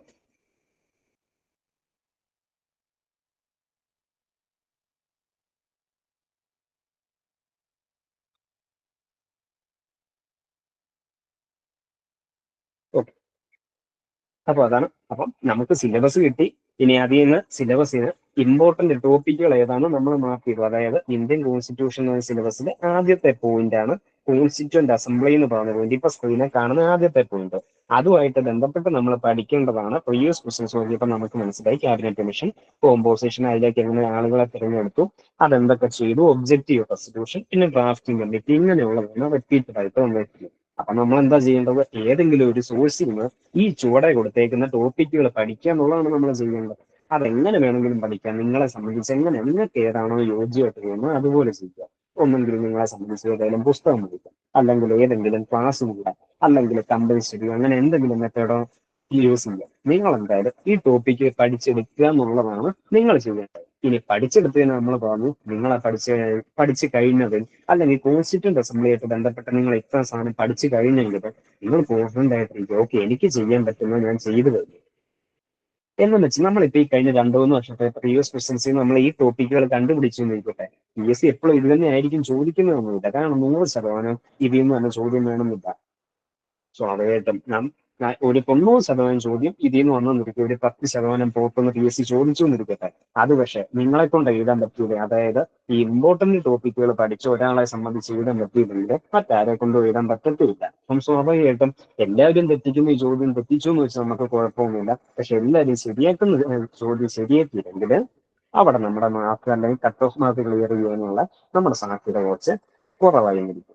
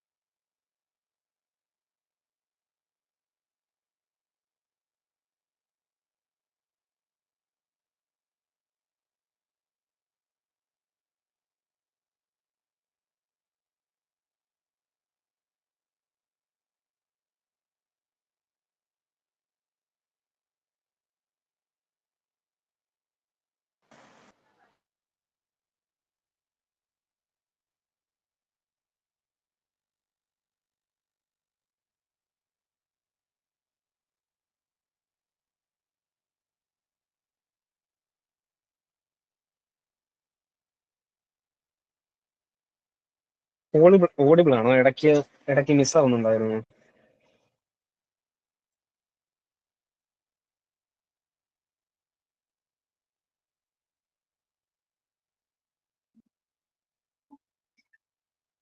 Okay okay okay. എന്തോ കണക്ഷൻ പ്രോബ്ലം ഒന്നും, സോറി.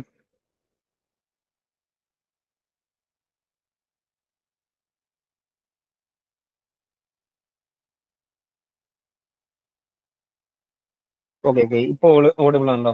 ഓക്കെ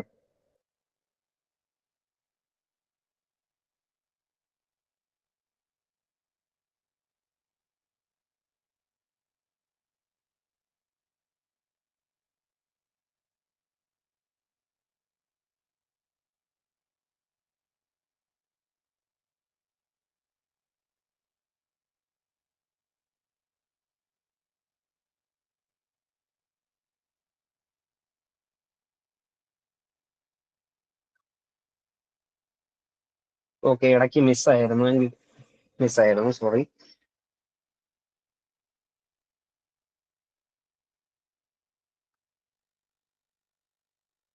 അപ്പൊ പൊളിറ്റിയുടെ ഭാഗം തൊട്ടാണ് ഒരു ക്ലിയർ ആവാത്തതെന്ന് തോന്നുന്നു. എവിടം വരെ കേട്ടു എന്ന് ആരെങ്കിലും ഒന്ന് പറയാം, എവിടം തൊട്ടാണ് മിസ്സായതെന്ന്?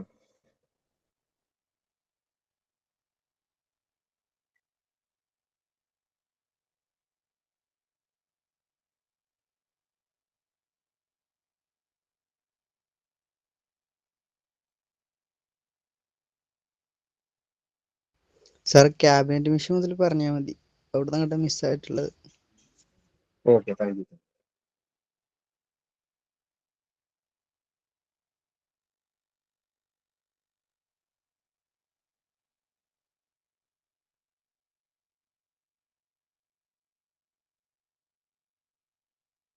ഓക്കെ, അപ്പൊ കോൺസ്റ്റിറ്റ്യൂന്റ് അസംബ്ലി രൂപീകരിക്കാനിടയായ സാഹചര്യമാണ് നമ്മൾ പറഞ്ഞുകൊണ്ടിരുന്നത്. രണ്ടാം വേൾഡ് വാർ കഴിഞ്ഞപ്പം ബ്രിട്ടൻ സാമ്പത്തികമായിട്ട് തകർന്നടിഞ്ഞു. അവർക്ക് ഇന്ത്യ പോലെ വലിയൊരു രാജ്യത്തെ ഭൂപ്രദേശത്തെ നിയന്ത്രിക്കാനായിട്ട് സാധിക്കില്ലെന്ന് അവിടെയുള്ളവർക്ക് മനസ്സിലായി. അപ്പോൾ ഇന്ത്യക്ക് സ്വാതന്ത്ര്യം കൊടുക്കാൻ, അല്ലെങ്കിൽ ഇവിടെ സ്വന്തമായിട്ട് ഒരു ഭരണഘടന ഉണ്ടാക്കാനായിട്ട് ഒരു പ്ലാൻ തയ്യാറാക്കാനായിട്ട് ഒരു മിഷനെ ഇങ്ങോട്ട് അയച്ചു. അതിന്റെ പേരാണ് ക്യാബിനറ്റ് മിഷൻ എന്ന് പറയുന്നത്. 1946 ഈ പറഞ്ഞ ക്യാബിനറ്റ് മിഷനെ ഇന്ത്യയിലേക്ക് അയച്ചത്. അതിന്റെ ഹെഡായിട്ട് വർക്ക് ചെയ്ത് പെത്തിക് ലോറൻസ് എന്ന് പറഞ്ഞ ബ്രിട്ടീഷുകാരാണ്. അദ്ദേഹമായിരുന്നു secretary of state for India. അതായത് ബ്രിട്ടനിലെ ഇന്ത്യയായിട്ട് ബന്ധപ്പെട്ട കാര്യങ്ങളിലെ ചുമതല വഹിച്ചുകൊണ്ടിരുന്ന, അല്ലെങ്കിൽ ഇന്ത്യയായിട്ട് ബന്ധപ്പെട്ട കാര്യങ്ങളുടെ മന്ത്രി എന്ന് വേണമെങ്കിൽ നമുക്ക് പറയാൻ സാധിക്കാം. Secretary of state for India ആയിരുന്നു പെത്തിക് ലോറൻസ്. ആണ് ഈ പറഞ്ഞ ക്യാബിനറ്റ് മിഷന്റെ ഹെഡായിട്ട് വർക്ക് ചെയ്തത്. ബാക്കി രണ്ടുപേരും കൂടി ഈ പറഞ്ഞ ക്യാബിനറ്റ് മിഷന്റെ ഭാഗമായിരുന്നു.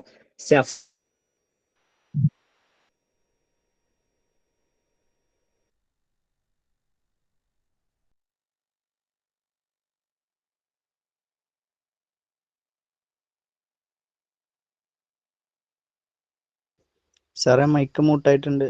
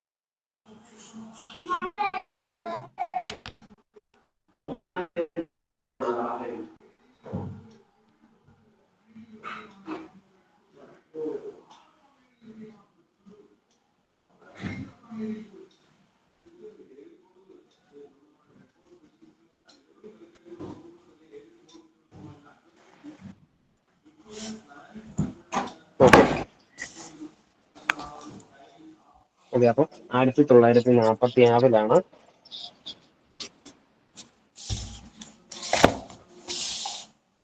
ക്ലിയർ ആവുന്നില്ല.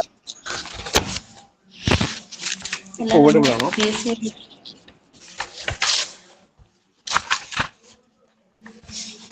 ഓഡിബിൾ ആണോ? ഓക്കെ. Okay, thank U.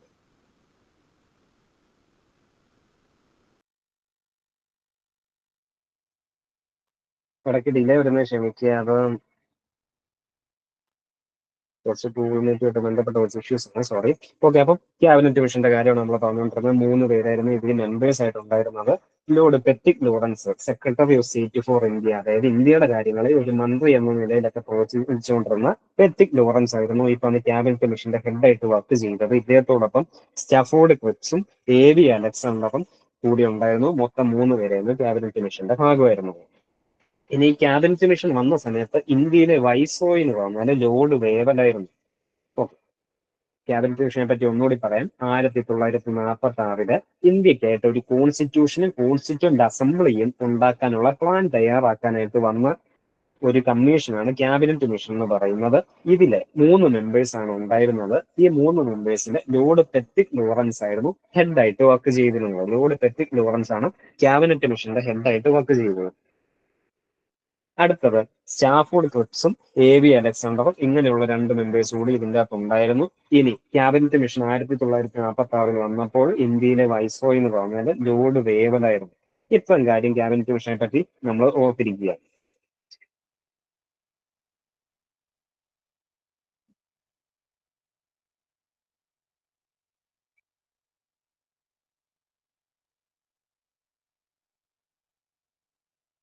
ഇനി അടുത്തതായിട്ട് കോൺസ്റ്റിറ്റ്യൂ നമ്മളിപ്പോ ഈ പറഞ്ഞുകൊണ്ടിരിക്കുന്ന ടോപ്പിക്കുകൾ അല്ലെങ്കിൽ നമ്മളിപ്പോ ഈ പറഞ്ഞ ഓരോ ഫാക്റ്റുകളും പ്രീവിയസ് ക്വസ്റ്റ്യൻസുമായിട്ട് ബന്ധപ്പെട്ട് PSC റിപ്പീറ്റഡ് ആയിട്ട് ചോദിക്കുന്ന പോയിന്റുകൾ തന്നെയാണ്. ഇതാണ് ഇമ്പോർട്ടന്റ് പോയിന്റുകൾ. ഇപ്പം ക്യാബിനറ്റ് മിഷന്റെ ഇത്രയും പോയിന്റുകൾ നമ്മൾ പഠിച്ചു. ഇത്രയും പോയിന്റുകൾ നമ്മൾ പഠിച്ചപ്പം ക്യാബിനറ്റ് മിഷൻ കവർ ആയി എന്ന് നമ്മൾ വിശ്വസിക്കുക, നമ്മൾ പഠിച്ചേ നമ്മൾ വിശ്വസിക്കുക, അത് വീണ്ടും വീണ്ടും റിവൈസ് ചെയ്യുക എന്നുള്ളതാണ് നമുക്ക് ചെയ്യാൻ സാധിക്കുന്നത്. അങ്ങനെ ഓരോ പോയിന്റ് പഠിച്ചു പോകുമ്പോൾ നമ്മൾ അത് കവർ ആയി എന്ന് നമുക്കൊരു കോൺഫിഡൻസ് ഉണ്ടാവുക. പിന്നെ നമ്മൾ എപ്പോഴും മറന്നു പോയി എന്നൊക്കെ തോന്നുകയാണെങ്കിൽ അത് റിവൈസ് ചെയ്യുക. ഇത്രയും കാര്യം ചെയ്ത് മുന്നോട്ട് പോയാൽ നമുക്ക് ഈ പറഞ്ഞ സിലബസ് മുഴുവനായിട്ട് കവറാക്കാൻ സാധിക്കും. ആ രീതിക്ക് തന്നെ ആയിരിക്കും നമ്മൾ ഓരോ പോയിന്റുകളും ഓരോ ടോപ്പിക്കുകളും പറയുന്നത്. ഇനി കോൺസ്റ്റിറ്റ്യൂന്റ് അസംബ്ലിയുടെ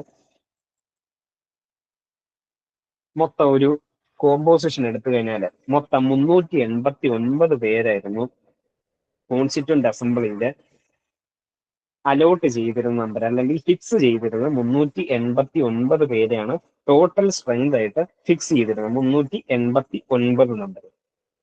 അതില് പ്രിൻസിലി സ്റ്റേറ്റുകൾക്കും പ്രോവിൻസുകൾക്കുമായിട്ട് ഡിവൈഡ് ചെയ്ത് കൊടുത്തിട്ടുണ്ടായിരുന്നു. ഇനി പ്രിൻസിലി സ്റ്റേറ്റും പ്രോവിൻസുകളും എന്താണ്? ബ്രിട്ടീഷുകാർ ഇവിടെ ഭരിച്ചുകൊണ്ടിരുന്നപ്പോൾ തന്നെ കുറേയേറെ ഏരിയകൾ രാജാക്കന്മാർ ഭരിക്കുന്നുണ്ടായിരുന്നു. അതിന്റെ എക്സാമ്പിൾ ആയിട്ട് നമുക്ക് എല്ലാവർക്കും അറിയാം, തിരുവിതാംകൂറും കൊച്ചിയൊക്കെ രാജാക്കന്മാർ ഭരിച്ചുകൊണ്ടിരുന്ന സ്ഥലങ്ങളാണ്. ഇങ്ങനെയുള്ള രാജാക്കന്മാരുടെ കീഴിലുണ്ടായിരുന്ന സ്ഥലങ്ങളാണ് പ്രിൻസിലി സ്റ്റേറ്റ് എന്ന് അറിയപ്പെട്ടുകൊണ്ടിരുന്നത്. എന്നാല് മദ്രാസും അതിന്റെ കീഴിൽ മലബാർ ഏരിയയിലുള്ള കുറെ ഭാഗങ്ങളെല്ലാം ബ്രിട്ടീഷുകാരുടെ നേരിട്ടുള്ള കൺട്രോളിലായിരുന്നു. അതാണ് നമ്മൾ ഈ പഴശ്ശിരാജ സിനിമയൊക്കെ കാണുമ്പോൾ ആ ഭാഗത്തേക്ക് ബ്രിട്ടീഷുകാർ നേരിട്ട് അവർ പട്ടാളങ്ങൾക്ക് എത്തിക്കുന്നതും അവർ ഭരിക്കുന്നതും അങ്ങനെയുള്ള പ്രോസസ്സൊക്കെ നടക്കുന്നത് അതുകൊണ്ടാണ്. അപ്പം ബ്രിട്ടീഷുകാർ നേരിട്ട് ഭരിച്ചുകൊണ്ടിരുന്ന ഭാഗങ്ങളെ പ്രോവിൻസുകൾ എന്നാണ് പറഞ്ഞുകൊണ്ടിരുന്നത്. രാജാക്കന്മാർ ഭരിച്ചുകൊണ്ടിരുന്ന ഭാഗത്തെ പ്രിൻസിലി സ്റ്റേറ്റ് എന്നാണ് പറയുന്നത്. അപ്പം കോൺസ്റ്റിറ്റ്യൂന്റ് അസംബ്ലി, അതായത് ഇന്ത്യക്കായിട്ട് ഒരു ഭരണഘടന ഉണ്ടാക്കാൻ ഒരു ബോഡിയെ തെരഞ്ഞെടുത്തു കഴിഞ്ഞപ്പം അതിലേക്ക് രാജാക്കന്മാരുടെ കീഴിലുള്ള ആളുകളെയും അതുപോലെ ബ്രിട്ടീഷുകാർ നേരിട്ട് ഭരിക്കുന്ന ഏരിയാസിലെ ആളുകളെയും വേണമെന്ന് ഈ കോൺസ്റ്റിറ്റ്യൂന്റ് അസംബ്ലി നിർദ്ദേശിച്ചിട്ടുണ്ടായിരുന്നു. അതായത് ക്യാബിനറ്റ് മിഷൻ നിർദ്ദേശിച്ചിട്ടുണ്ടായിരുന്നു. അതിന്റെ അടിസ്ഥാനത്തിൽ ഈ പറഞ്ഞ 380 ടോട്ടൽ സ്ട്രെങ്ത് ഉള്ള കോൺസ്റ്റിറ്റ്യൂന്റ് അസംബ്ലിയിൽ 296 സീറ്റ് പ്രോവിൻസുകൾക്കായിട്ട് മാറ്റിവെച്ചേക്കുന്നത്. അതായത് മദ്രാസ് പോലെ ബ്രിട്ടീഷുകാരെ നേരിട്ട് ഭരിച്ചുകൊണ്ടിരുന്ന ഭാഗങ്ങളിലുള്ളവർക്കാണ് 296 സീറ്റ് മാറ്റിവെച്ചിരുന്നത്.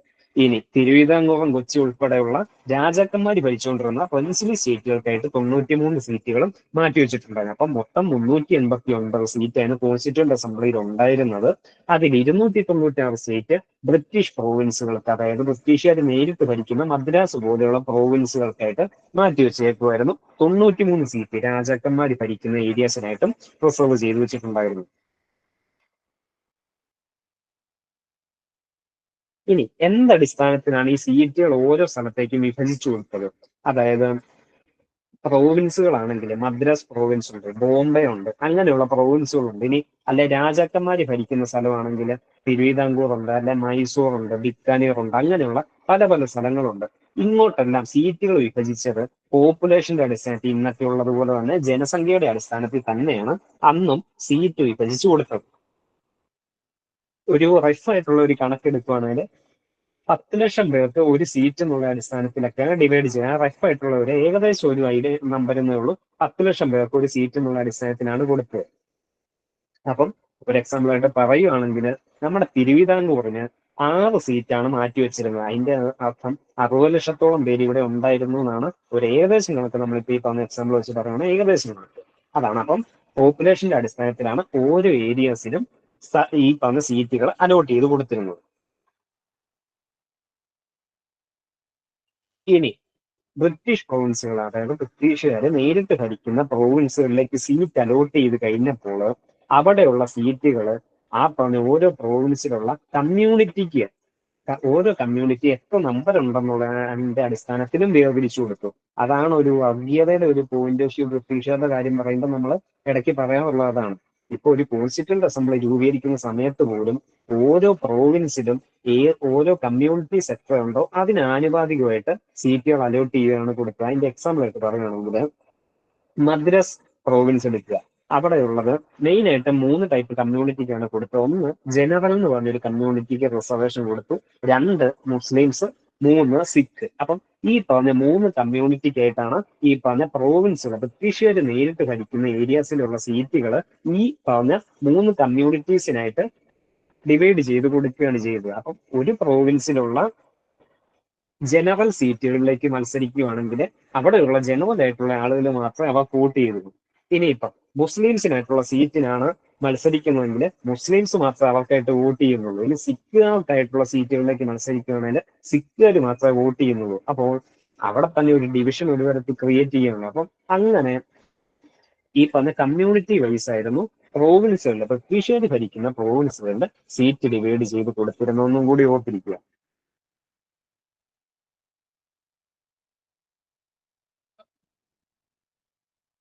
ഇനി നമ്മൾ ഇപ്പൊ കാണുന്ന പോലെ, അതായത് നമ്മുടെ ഒരു പാർലമെന്റിലായിക്കോട്ടെ അല്ലെങ്കിൽ നമ്മുടെ സംസ്ഥാന മന്ത്രിസഭയിലായിക്കോട്ടെ മന്ത്രിമാരെ തെരഞ്ഞെടുക്കുന്ന രീതിയിലായിരുന്നു ഈ പറഞ്ഞ കോൺസ്റ്റിറ്റ്യൂന്റ് അസംബ്ലിയിലേക്ക് ആളെ തെരഞ്ഞെടുത്തത്. അതായത് ജനങ്ങൾ നേരിട്ട് വോട്ട് ചെയ്യുന്നത് ഒരു പ്രതിനിധിക്കായിരിക്കും, ഓരോ സ്ഥലത്തെ പ്രതിനിധിക്കായിരിക്കും വോട്ട് ചെയ്യുന്നത്. ആ പ്രതിനിധിയായിരിക്കും ചെന്ന് തെരഞ്ഞെടുത്ത് കോൺസ്റ്റിറ്റ്യൂന്റ് അസംബ്ലിയിലേക്ക് വേണ്ട ആളുകളെ തെരഞ്ഞെടുക്കുന്നത്. എക്സാമ്പിൾ ആയിട്ട് പറയുവാണെങ്കിൽ നമ്മുടെ ഇപ്പോഴത്തെ പാർലമെന്റ് ആയിക്കോട്ടെ സംസ്ഥാന നിയമസഭ ആയിക്കോട്ടെ നമ്മൾ വോട്ട് ചെയ്യുന്നത് നമ്മുടെ നിയമസഭാ മണ്ഡലത്തിൽ അല്ലെങ്കിൽ നമ്മുടെ ലോക്സഭാ മണ്ഡലത്തിലുള്ള ഒരു വ്യക്തിക്കാണ്. ഇവരെല്ലാം കൂടി പോയി പാർലമെന്റിൽ വോട്ട് ചെയ്തിട്ടാണ് നമ്മുടെ പ്രധാനമന്ത്രിയെ തെരഞ്ഞെടുക്കുന്നത്. അല്ലെങ്കിൽ സ്റ്റേറ്റിലാണെങ്കിൽ നമ്മുടെ മുഖ്യമന്ത്രിയെ തെരഞ്ഞെടുക്കുന്നത്. അതായത് മുഖ്യമന്ത്രിയെ പ്രധാനമന്ത്രിയെ ഒന്ന് തെരഞ്ഞെടുക്കുന്നതിൽ നമുക്ക് നേരിട്ട് വോട്ടിംഗ് ഇല്ലെന്നുള്ളതാണ് ഇപ്പോഴത്തെ സിസ്റ്റം. അതേ രീതിയിൽ തന്നെയാണ് കോൺസ്റ്റിറ്റ്യൂന്റ് അസംബ്ലിയിലേക്ക് ആളുകളെ തെരഞ്ഞെടുത്തുകൊണ്ടിരുന്നത്. ജനങ്ങൾ വോട്ട് ചെയ്ത് ഒരാളെ എടുക്കുന്നു, കുറച്ച് പേര് എടുക്കുന്നു, അവരെല്ലാം കൂടി വോട്ട് ചെയ്തിട്ടായിരുന്നു കോൺസ്റ്റിറ്റ്യൂന്റ് അസംബ്ലിയിലേക്ക് എത്തുന്നവരെ വോട്ട് ചെയ്യുന്നത്. അങ്ങനെ പ്രൊപ്പോർഷണൽ റെപ്രസെന്റേഷന്റെ ഒരു തരത്തിലുള്ള ഒരു രീതിയായിരുന്നു അങ്ങോട്ടുണ്ടായിരുന്നത്. ഡയറക്റ്റ് ആയിട്ട് ആളുകൾ തെരഞ്ഞെടുക്കുകയല്ല ചെയ്യുന്നത്, ആളുകൾ തെരഞ്ഞെടുത്ത പ്രതിനിധികൾ പോയി വോട്ട് ചെയ്യുകയാണ് ഉണ്ടായിരുന്നത്.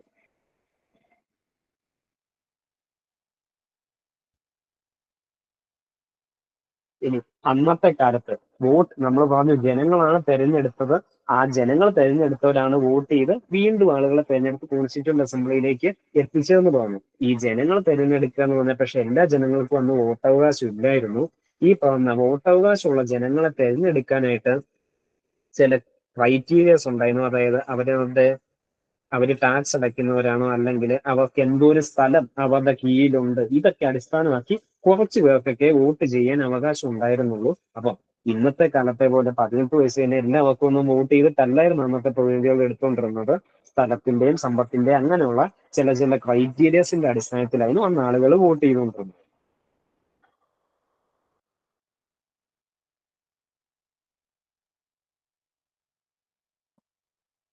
ഇനി ഇങ്ങനെയൊക്കെ ആണെങ്കിൽ കൂടി നമ്മുടെ കോൺസ്റ്റിറ്റ്യൂന്റ് അസംബ്ലിയിലേക്ക് ഏതാണ്ട് എല്ലാ വിഭാഗത്തിൽപ്പെട്ടവരും തെരഞ്ഞെടുക്കപ്പെട്ടു എന്നുള്ളത് തന്നെയാണ് അതിന്റെ ഒരു മഹത്വം എന്ന് വേണമെങ്കിൽ നമുക്ക് പറയാൻ സാധിക്കുന്നത്. അതിപ്പം മതോടിസ്ഥാനത്തിലാണെങ്കിൽ ഹിന്ദു ആയിക്കോട്ടെ, മുസ്ലിം ആയിക്കോട്ടെ, ക്രിസ്ത്യൻ ആയിക്കോട്ടെ, പാഴ്സി ആയിക്കോട്ടെ, അല്ലെങ്കിൽ സിഖ് ആയിക്കോട്ടെ, ആംഗ്ലോ ഇന്ത്യൻ ആയിക്കോട്ടെ, ഇങ്ങനെയുള്ള പല വിഭാഗത്തിൽപ്പെട്ടവരുണ്ടായി. സ്ത്രീകൾ അല്ലെങ്കിൽ മറ്റു വിഭാഗത്തിന് സ്ത്രീകളെ അന്ന് എല്ലാ പല പല വിവേചനങ്ങൾ നേരിട്ടെങ്കിൽ കൂടി കുറേയേറെ സ്ത്രീകൾക്ക് ഈ പറഞ്ഞ കോൺസ്റ്റിറ്റ്യൂന്റ് അസംബ്ലിയിലേക്ക് പ്രവേശനം ലഭിച്ചു. അല്ലെങ്കിൽ അന്ന് അടിച്ചമർത്തപ്പെട്ടിരുന്ന SC ST കാസ്റ്റുകള്, പട്ടികജാതി പട്ടികവർഗ കാസ്റ്റുകൾക്കെല്ലാം ഈ പറഞ്ഞ കോൺസ്റ്റിറ്റ്യൂന്റ് അസംബ്ലിയിലേക്ക് പ്രാതിനിധ്യം ലഭിച്ചു. അപ്പം നമ്മുടെ കോൺസ്റ്റിറ്റ്യൂന്റ് അസംബ്ലിയുടെ ഒരു മഹത്വം തന്നെയായിരുന്നു അത്. ഇനി ഏറ്റവും കൂടുതൽ നമ്മൾ പറഞ്ഞു പോപ്പുലേഷന്റെ അടിസ്ഥാനത്തിലാണ് സീറ്റുകൾ ഓരോ ഏരിയയ്ക്കും ഡിവൈഡ് ചെയ്ത് കൊടുത്തത്. അങ്ങനെ ഏറ്റവും കൂടുതൽ സീറ്റ് കിട്ടിയത് പ്രോവിൻസ് വെച്ച് നോക്കുകയാണെങ്കിൽ യുണൈറ്റഡ് പ്രോവിൻസ്, അതായത് നമ്മുടെ ഇന്നത്തെ UP ഒക്കെ ഉൾപ്പെടുന്ന ആ ഒരു ഭാഗത്തുള്ള യുണൈറ്റഡ് പ്രോവിൻസിനായിരുന്നു ഏറ്റവും കൂടുതൽ സീറ്റ് പ്രോവിൻസുകൾ കിട്ടിയത്.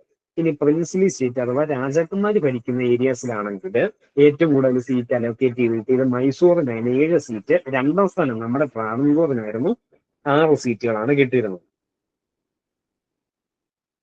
ഇനി ഒന്നുകൂടി നമ്മളിപ്പോ ഈ പറഞ്ഞ കാര്യങ്ങൾ ഒന്നുകൂടി പറയാം. കോൺസ്റ്റിറ്റ്യൂന്റ് അസംബ്ലിയുടെ കോമ്പോസിഷനെ പറ്റി ഒന്നുകൂടി പറയാം. ടോട്ടൽ സ്ട്രെങ്ത് മൊത്തം 389 പേരെയായിരുന്നു ഫിക്സ് ചെയ്തിരുന്നത് ഇതിലേക്ക് തെരഞ്ഞെടുക്കപ്പെടാനായിട്ട്. അതില് 296 പേര് തെരഞ്ഞെടുക്കുന്നത് ബ്രിട്ടീഷുകാർ നേരിട്ട് ഭരിച്ചുകൊണ്ടിരുന്ന ബ്രിട്ടീഷ് പ്രോവിൻസുകളിൽ നിന്നായിരുന്നു. ബാക്കി 93 പേരെ തെരഞ്ഞെടുക്കുന്നത് രാജാക്കന്മാർ ഭരിക്കുന്ന പ്രിൻസിലി സ്റ്റേറ്റുകളിൽ നിന്നായിരുന്നു. ഇനി ഓരോ ഏരിയയ്ക്കും സീറ്റുകൾ വിഭജിച്ചു കൊടുത്തതെന്ന് പറഞ്ഞാൽ പോപ്പുലേഷന്റെ അടിസ്ഥാനത്തിലായിരുന്നു. നമ്മൾ പറഞ്ഞു ഏതാണ്ട് ഒരു അപ്രോക്സിമേറ്റ് ആയിട്ട് പറഞ്ഞാൽ 10 ലക്ഷം പേർക്ക് ഒരു സീറ്റിനുള്ള അടിസ്ഥാനത്തിലായിരുന്നു സീറ്റ് വിഭജിച്ചു കൊടുത്തത്. ഇനി പ്രോവിൻസുകളിൽ ബ്രിട്ടീഷുകാർ നേരിട്ട് ഭരിക്കുന്ന പ്രോവിൻസുകളിലേക്ക് അലോട്ട് ചെയ്ത സീറ്റുകളെ 3 കമ്മ്യൂണിറ്റിക്കായിട്ട് ഡിവൈഡ് ചെയ്ത് വെച്ചിരുന്നു. ഒന്ന് general community, 2 Muslim community, 3 Sikh community. അപ്പം ഈ പറഞ്ഞ കമ്മ്യൂണിറ്റിക്കായിട്ട് റിസർവ് ചെയ്തു വെച്ച സീറ്റുകളിലേക്ക് ആ കമ്മ്യൂണിറ്റിയിലുള്ളതൊക്കെ വോട്ട് ചെയ്യാൻ പറ്റുള്ളായിരുന്നുള്ളൂ. അപ്പൊ അവിടെ ചെറിയ ആ ഒരു ഡിവിഷന്റെ ഒരു കാര്യം നമ്മൾ സൂചിപ്പിച്ചു. ഇനി അടുത്തതായിട്ട് ഇലക്ഷന്റെ കാര്യം നമ്മൾ പറഞ്ഞു. നമ്മുടെ ഇപ്പോഴും നിയമസഭയിലേക്കും ലോക്സഭയിലേക്കൊക്കെ നടക്കുന്ന പോലെ നമ്മളൊരു പ്രതിനിധിയെ ജനങ്ങൾ വോട്ട് ചെയ്ത് വിടുന്നു. അത്തരം തെരഞ്ഞെടുത്ത പ്രതിനിധികളെല്ലാം കൂടി മറ്റ് ഒരു ഗ്രൂപ്പ് ഓഫ് പീപ്പിൾസിനെ തെരഞ്ഞെടുത്ത് അവരാണ് ഈ പറഞ്ഞ കോൺസ്റ്റിറ്റ്യൂഷൻ ഉണ്ടാക്കിയ അഥവാ ഭരണഘടന ഉണ്ടാക്കുക. പിന്നെ കോൺസ്റ്റിറ്റ്യൂഷൻ അസംബ്ലിയിലുള്ള ഡൈവേഴ്സിറ്റിയുടെ കാര്യം നമ്മൾ പറഞ്ഞു. അതിൽ പല പല റിലീജിയൻസ് ഉള്ളതുകൊണ്ടായിരുന്നു. ഹിന്ദുക്കൾ ഉണ്ടായിരുന്നു, മുസ്ലിംസ് ഉണ്ടായിരുന്നു, പാഴ്സീസ് ഉണ്ടായിരുന്നു, ക്രിസ്ത്യൻസ് ഉണ്ടായിരുന്നു, സിഖ്സ് ഉണ്ടായിരുന്നു, അങ്ങനെയുള്ള എല്ലാ മതത്തിലും പെട്ടവരുണ്ടായിരുന്നു. ഇനി അല്ലാത്ത കമ്മ്യൂണിറ്റീസിൽ ഇപ്പോൾ ആംഗ്ലോ ഇന്ത്യൻസ് ഉണ്ടായിരുന്നു, കുറേയേറെ സ്ത്രീകൾ ഉണ്ടായിരുന്നു, പട്ടികജാതി പട്ടികവർഗക്കാരുണ്ടായിരുന്നു. അപ്പം ഡൈവേഴ്സ് ആയിട്ടുള്ള വൈവിധ്യമുള്ള ഒരു കോൺസ്റ്റിറ്റ്യൂന്റ് അസംബ്ലി തന്നെയായിരുന്നു ഇന്ത്യയുടെ.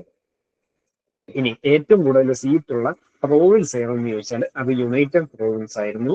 ഏറ്റവും കൂടുതൽ സീറ്റ് അലോക്കേറ്റ് ചെയ്ത പ്രിൻസിപ്പൽ സ്റ്റേറ്റ് ഏതെന്ന് ചോദിച്ചാൽ അത് മൈസൂരായിരുന്നു. 2ാം സ്ഥാനം ട്രാവൻകൂറിന്. ഓക്കെ, ഇത്രയേറെ കാര്യങ്ങൾ നമ്മൾ ഇപ്പൊ ജസ്റ്റ് സൂചിപ്പിച്ചു.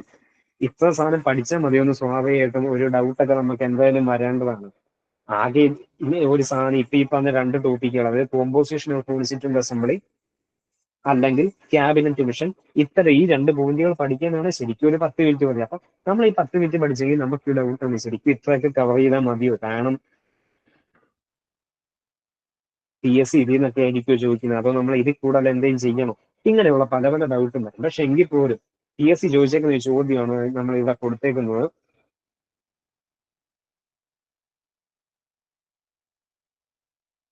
ഭരണഘടന നിർമ്മാണ സഭയുമായി ബന്ധപ്പെട്ട ശരിയായ പ്രസ്താവന ഏതെന്നാണ് ചോദിച്ചേക്കുന്നത്. അതിൽ ഒന്നാമത്തെ ഓപ്ഷൻ ക്യാബിനറ്റ് മിഷൻ എന്നറിയപ്പെട്ട ബ്രിട്ടീഷ് ക്യാബിനറ്റ് കമ്മിറ്റി നിർദ്ദേശിച്ച രൂപരേഖ അടിസ്ഥാനമാക്കിയാണ് ഭരണഘടനാ നിർമ്മാണ സഭ രൂപീകരിച്ചത്. ഇനി 2ാമത്തെ സ്റ്റേറ്റ്മെന്റ് എന്ന് പറഞ്ഞാൽ സാർവത്രിക വോട്ടവകാശം അല്ലെങ്കിൽ യൂണിവേഴ്സൽ അഡൾട്ട് ഫ്രാഞ്ചൈസിംഗ്. അതായത് നമ്മൾ ഇപ്പോൾ അത് ചെയ്യുന്ന പോലെ 18 വയസ്സിന് മുകളിലുള്ള എല്ലാവരും വോട്ട് ചെയ്യുന്ന ആ ഒരു അവസ്ഥയാണ് സാർവത്രിക വോട്ടവകാശം എന്ന് പറയുന്നത്. അപ്പം സാർവത്രിക വോട്ടവകാശത്തെ അടിസ്ഥാനമാക്കിയാണ് ഭരണഘടനാ നിർമ്മാണ സഭയിലെ അംഗങ്ങളെ തെരഞ്ഞെടുത്തത്. അടുത്തത് ഗവൺമെന്റ് ഓഫ് ഇന്ത്യ ആക്ടിലൂടെ സ്ഥാപിക്കപ്പെട്ട പ്രവിശ്യ നിയമനിർമ്മാണ സഭകളുടെ അംഗങ്ങൾ പരോക്ഷ തെരഞ്ഞെടുപ്പിലൂടെയാണ് ഭരണഘടനാ നിർമ്മാണ സഭയിലെ അംഗങ്ങളെ തെരഞ്ഞെടുത്തത്. പരോക്ഷ തെരഞ്ഞെടുപ്പ് എന്ന് പറഞ്ഞാലാണ് നമ്മളിപ്പോ ഈ പറഞ്ഞത്, ഒരു ജനപ്രതിനിധികളെ നമ്മൾ തെരഞ്ഞെടുക്കുന്നു, ആ ജനപ്രതിനിധികൾ പോയി വേറൊരു കൂട്ടം ആളുകളെ തെരഞ്ഞെടുക്കുന്നതിനാണ് പരോക്ഷമായ തെരഞ്ഞെടുപ്പ് എന്ന് പറയുന്നത്. ഇനി പ്രത്യക്ഷ അല്ലെ ഡയറക്റ്റ് ആയിട്ടുള്ള തെരഞ്ഞെടുപ്പാണെങ്കിൽ എങ്ങനെയായിരിക്കും? ജനങ്ങൾ നേരിട്ട് വോട്ട് ചെയ്യുന്നവര് ഒരു സ്ഥാനം അലങ്കരിക്കുന്നതിനാണ് പ്രത്യക്ഷം അല്ലെങ്കിൽ ഡയറക്റ്റ് എന്ന് പറയുന്നത്. ഇതെന്ന് പറഞ്ഞാൽ പരോക്ഷമാണ് അല്ലെങ്കിൽ ഇൻഡയറക്റ്റ് എന്നാണ് ഉദ്ദേശിക്കുന്നത്. അതായത് ജനങ്ങൾ വോട്ട് ചെയ്തവര്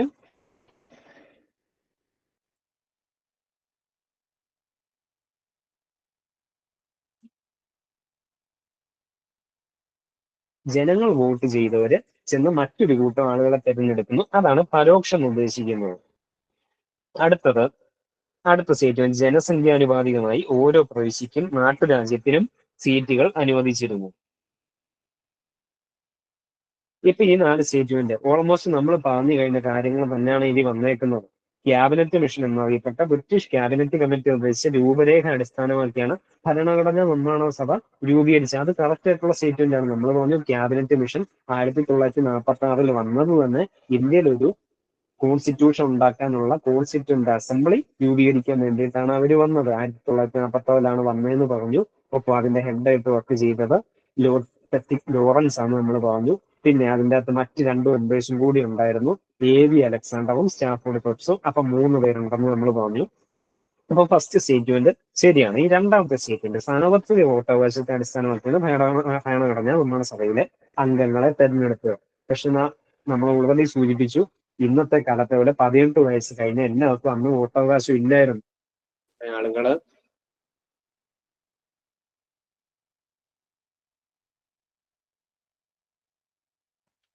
അന്ന് ടാക്സ് അടയ്ക്കുന്ന ആളുകള്, അല്ലെങ്കിൽ ഒരു പരിധി കൂടുതൽ സ്ഥലം, പ്രോപ്പർട്ടി സ്വന്തം അധീനതയിൽ ഉണ്ടായിരുന്ന ആളുകൾ, അപ്പം കുറച്ച് ഹൈ ക്ലാസ് ആയിട്ടുള്ള, കുറച്ച് സമ്പന്നരായിട്ടുള്ളവരൊക്കെയാണ് അന്ന് ആളുകളെ തെരഞ്ഞെടുത്തുകൊണ്ടിരുന്നത്. അപ്പം സാമ്പത്തിക വോട്ടവകാശത്തെ അടിസ്ഥാനമാക്കിയാണ് ഭരണഘടന നമ്മുടെ സഭയിലെ അംഗങ്ങളെ തെരഞ്ഞെടുക്കുന്നത് എന്നുള്ള ആ ഷെഡ്യൂളിന്റെ തെറ്റാണ്. കാരണം അന്ന് എല്ലാവർക്കും വോട്ടവകാശം ഇല്ലായിരുന്നു. ഇനി അടുത്തത് 1935 ഗവൺമെന്റ് ഓഫ് ഇന്ത്യ ആക്ടിലൂടെ സ്ഥാപിക്കപ്പെട്ട പ്രവിശ്യ നിയമനിർമ്മാണ സഭകളിലെ അംഗങ്ങൾ പരോക്ഷ തെരഞ്ഞെടുപ്പിലൂടെയാണ് ഭരണഘടന നിർമ്മാണ സഭയിലെ അംഗങ്ങളെ തെരഞ്ഞെടുത്തത്.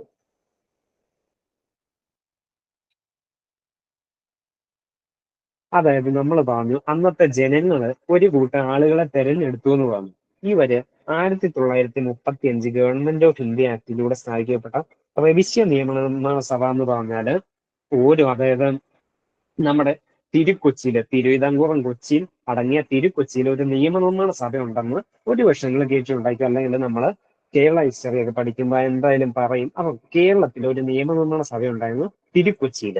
അപ്പം ഓരോ സ്ഥലത്തും ഇങ്ങനെ നിയമനിർമ്മാണ സഭകൾ ഉണ്ടായിരുന്നു, അല്ലെങ്കിൽ മദ്രാസില് അങ്ങനെ ഉണ്ടായിരുന്നു.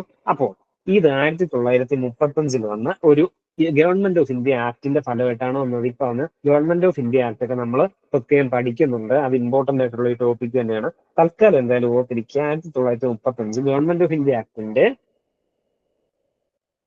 ഫലമായിട്ടാണ് പ്രവിശ്യ നിയമനിർമ്മാണ സഭകൾ ഉണ്ടായത്. അതിലേക്ക് ജനങ്ങൾ തിരഞ്ഞെടുത്ത ആളുകള് പരോക്ഷമായിട്ട്, അതായത് ആ ജനങ്ങൾ തിരഞ്ഞെടുത്ത ആളുകൾ പോയി വോട്ട് ചെയ്തപ്പോഴാണ് കോൺസ്റ്റിറ്റ്യൂന്റ് അസംബ്ലിയിലേക്ക് ആളുകൾ തെരഞ്ഞെടുക്കപ്പെട്ടത്. അപ്പം ആ പറഞ്ഞ സ്റ്റേറ്റ്മെന്റ് ശരിയാണ്. ഇനി അടുത്ത സ്റ്റേറ്റ്മെന്റ്, ജനസംഖ്യാനുപാതികമായി ഓരോ പ്രവിശ്യക്കും നാട്ടുരാജ്യത്തിനും സീറ്റുകൾ അനുവദിച്ചു. അതാണ് നമ്മൾ പറഞ്ഞത്, ജനസംഖ്യാനുപാതികമായിട്ടായിരുന്നു സീറ്റുകൾ വിഭജിച്ച് കൊടുത്തതെന്ന് നമ്മൾ പറഞ്ഞിരുന്നു.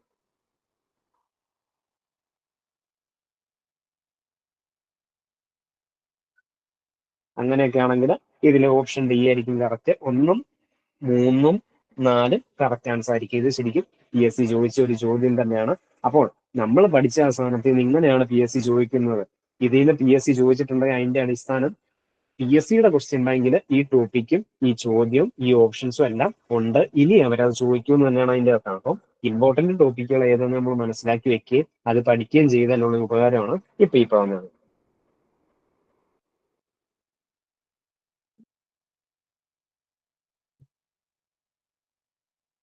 ഇനി അടുത്തതായിട്ട് ഈ പറഞ്ഞ കോൺസ്റ്റിറ്റ്യൂന്റ് അസംബ്ലിയിലേക്ക്, അല്ലെങ്കിൽ ഭരണഘടനാ നിർമ്മാണ സമിതിയിലേക്ക് ആളുകളെ തെരഞ്ഞെടുക്കാനായിട്ട് ഇലക്ഷൻ നടന്നു. അതിന്റെ ഫലമായിട്ട് കോൺഗ്രസും മുസ്ലിം ലീഗും അത്യാവശ്യം നല്ലുള്ള സീറ്റ് നേടി. അതായത് മൊത്തം 296 സീറ്റുകളിലേക്ക്, അതായത് ബ്രിട്ടീഷുകാർ നേരിട്ട് ഭരിക്കുന്ന ബ്രിട്ടീഷ് പ്രോവിൻസുകളിലേക്ക് മാത്രമാണ് ഇലക്ഷൻ ആയിട്ട് നടന്നത്. ബാക്കി രാജാക്കന്മാര് ഭരിച്ചുകൊണ്ടിരുന്ന സ്ഥലത്ത് രാജാക്കന്മാരായിരുന്നു ആളുകളെ തെരഞ്ഞെടുത്ത് പറഞ്ഞു വിട്ടുകൊണ്ടിരുന്നത്. അപ്പം ബ്രിട്ടീഷുകാർ ഭരിച്ചുകൊണ്ടിരുന്ന ബ്രിട്ടീഷ് പ്രോവിൻസുകളിലേക്കുള്ള 296 സീറ്റില് 208 സീറ്റും കോൺഗ്രസ് ആണ് വിജയിച്ചത്. 208 സീറ്റ്, അതായത് ബ്രിട്ടീഷുകാർ നേരിട്ട് ഭരിക്കുന്ന ബ്രിട്ടീഷ് പ്രോവിൻസുകളിലേക്കുള്ള 296 സീറ്റുകളിൽ 208 സീറ്റും അന്ന് കോൺഗ്രസ് വിജയിച്ചു. ബാക്കി 73 സീറ്റ് മുസ്ലിം ലീഗാണ് വിജയിച്ചത്. ബാക്കിയുള്ള 15 സീറ്റ് സ്വതന്ത്രരൊക്കെയാണ് വിജയിച്ചത്.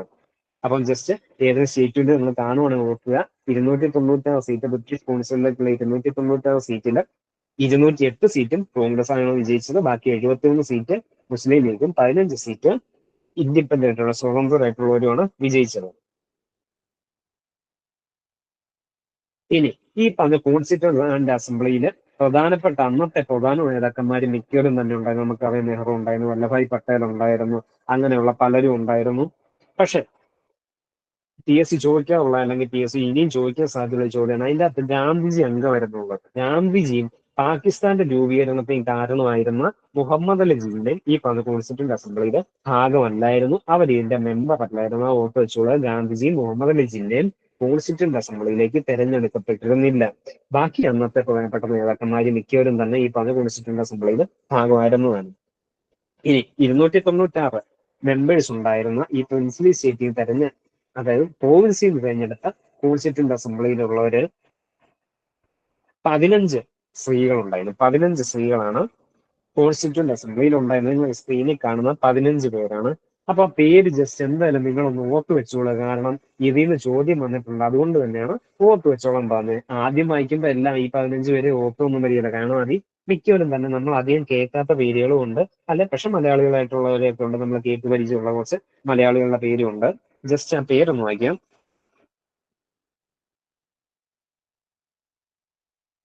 കേരളത്തിൽ തിരഞ്ഞെടുക്കപ്പെട്ട 3 പേരുടെ ഇതിൻ്റെ അകത്ത് കൊടുത്തിട്ടുണ്ട്. അമ്മു സ്വാമിനാഥൻ, ആനി മസ്ക്രീൻ, ദാക്ഷാണി വേലായുധൻ. ഇവര് 3 പേരുമാണ് മലയാളികളായിട്ടുണ്ടായിരുന്ന ഈ പറഞ്ഞ കോൺസ്റ്റിറ്റ്യൂന്റ് അസംബ്ലി മെമ്പർ ആയിരുന്ന സ്ത്രീകൾ എന്ന് പറയുന്നത്. ഇനി മറ്റുള്ളവരാണ് വീഗ ഈസ സസൂൻ, ദുർഗാബായി, ഹൻസ മേത്ത, കമല ചൗധരി, ലീല റോയ്, മാലതി ചൗധരി, പൂർണിമ ബാനർജി, രാജകുമാരി അബക്കോ, വിജയലക്ഷ്മി പണ്ഡിറ്റ്, സുജേത കൃപലാനി, സരോജിനി നായിഡു, രേണുക. ഇങ്ങനെയുള്ള 15 പേരാണ് ഇതിൻ്റെ അകത്ത് മെമ്പേഴ്സ് ആയിട്ടുണ്ടായിരുന്നത്.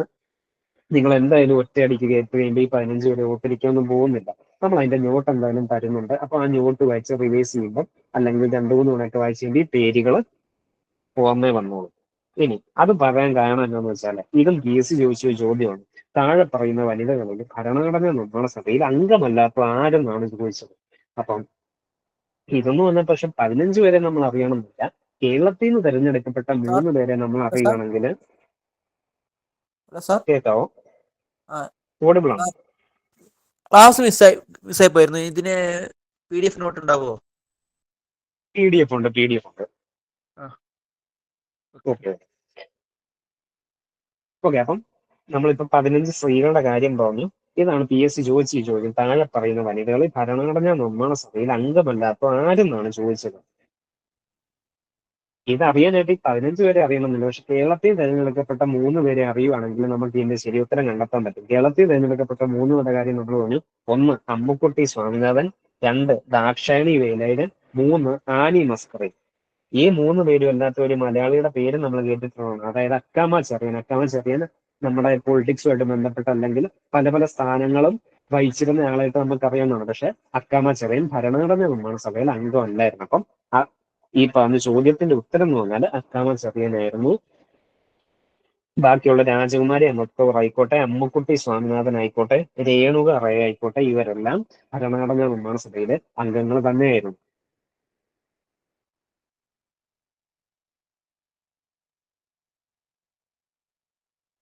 ഇനി അടുത്തതായിട്ട് PSC ചോദിക്കാൻ സാധ്യതയുള്ളതായിട്ടുള്ള ഒന്നാണ് ഏതൊക്കെ മലയാളികൾ. ഇപ്പൊ നമ്മൾ പറഞ്ഞ സ്ത്രീകളായിട്ടുള്ള 3 പേരുടെ കാര്യം പറഞ്ഞു. മൊത്തം മലയാളികൾ ആരൊക്കെ ഈ പറഞ്ഞ ഭരണഘടനാ നിർമ്മാണ സഭയിൽ അംഗമായിരുന്നു എന്നുള്ളത് PSC ചോദിക്കാൻ സാധ്യതയുള്ളത്.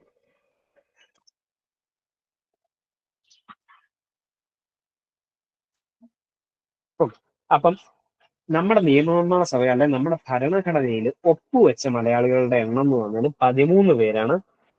ഈ പറഞ്ഞ ഭരണഘടനയിൽ ഒപ്പുവെച്ചിട്ടുള്ളത് 13 പേരാണ് ഭരണഘടനയിൽ ഒപ്പുവെച്ച മലയാളികളും. 1 തിരുക്കൊച്ചി എന്നുള്ള പനമ്പള്ളി ഗോവിന്ദമേനോനാണ്. അടുത്തത് പട്ടം Thanupillai, PS Nataraja Pillai, KA Muhammad, Shankar, Annie Mascarene, PT Chacko. പിന്നെ മദ്രാസ് പ്രോവിൻസിൽ നിന്ന് തിരഞ്ഞെടുക്കപ്പെട്ട Dakshayani Velayudhan, Ammu Swaminathan, P Kunhiraman, B Pokker, A Karunakara Menon. പിന്നെ യുണൈറ്റഡ് പ്രോവിൻസിൽ നിന്നാണ് ജോൺ മത്തായി എന്ന് പറഞ്ഞ ആൾക്ക് തിരഞ്ഞെടുക്കപ്പെട്ട. ഇവരെല്ലാം ഉൾപ്പെടെ 13 പേര്. ഈ പറഞ്ഞ 13 പേരും ആയിക്കോട്ടെ ഒറ്റ തവണ കേട്ട ഒന്നും നിങ്ങൾ ഇത് പഠിക്കാനോ അല്ലെങ്കിൽ ഓർക്കാനോ പോകുന്നില്ല. അത് നമ്മൾ പതിയെ റിവൈസ് ചെയ്യുക, നോട്ട് തരുമ്പോൾ അത് വായിച്ചു നോക്കുക എന്നുള്ളതാണ്. എങ്കിലും ക്ലാസ് ശ്രദ്ധിച്ചിരിക്കുക. ഈ പറഞ്ഞ പേരുകൾ ജസ്റ്റ് ഒന്ന് ഫെമിലിയർ ആയി വെക്കുക. അങ്ങനെ 1 തവണ വായിച്ചു, 2 തവണ വായിച്ചു, 3 തവണയൊക്കെ വായിച്ചു കഴിയുമ്പോഴായിരിക്കും നിങ്ങൾ ഇതുമായിട്ടെല്ലാം പരിചയം വന്നു. അപ്പം ആദ്യത്തെ തവണ കേട്ട് ഇതൊന്നും ഞാൻ ഓർക്കുന്നില്ലല്ലോ, എന്നെ കൊണ്ട് ഇത് പഠിച്ചെടുക്കാൻ പറ്റുന്നില്ലല്ലോ ഒന്നും ഓർക്കേണ്ട കാര്യമില്ല. പതിയെ നിങ്ങളെ കൊണ്ട് ഇത് ഓർക്കാവുന്നതേ ഉള്ളൂ. അപ്പം 13 മലയാളികളാണ് ഭരണഘടനയിൽ ഒപ്പുവെച്ചിരുന്നത്. ഇനി ഭരണഘടനയിൽ ഒപ്പുവെച്ചില്ലെങ്കിൽ കൂടി ഈ പറഞ്ഞ കോൺസ്റ്റിറ്റ്യൂന്റ് അസംബ്ലിയിൽ ഭാഗമാകുകയും പിന്നീട് രാജിവെക്കുകയോ അതിൽ നിന്ന് ഏതെങ്കിലും തരത്തിൽ പിന്നീട് പങ്കെടുക്കാതിരിക്കുകയോ ചെയ്തവരാണ് ഈ കൊടുത്തേക്കുന്നത്.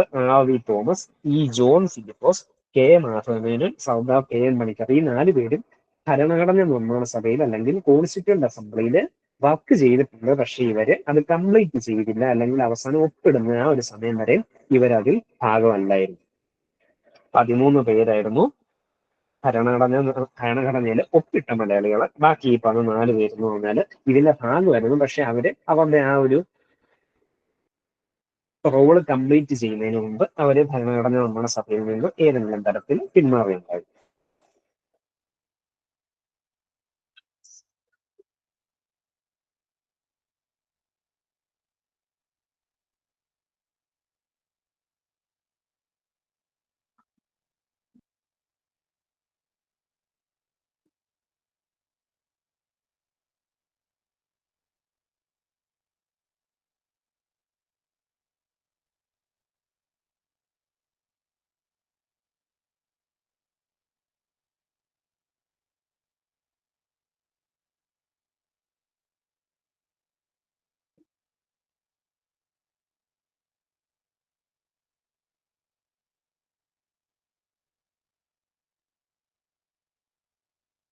ഓക്കെ, നമ്മുടെ ആദ്യത്തെ ക്ലാസ്സുകളിൽ ഇപ്പം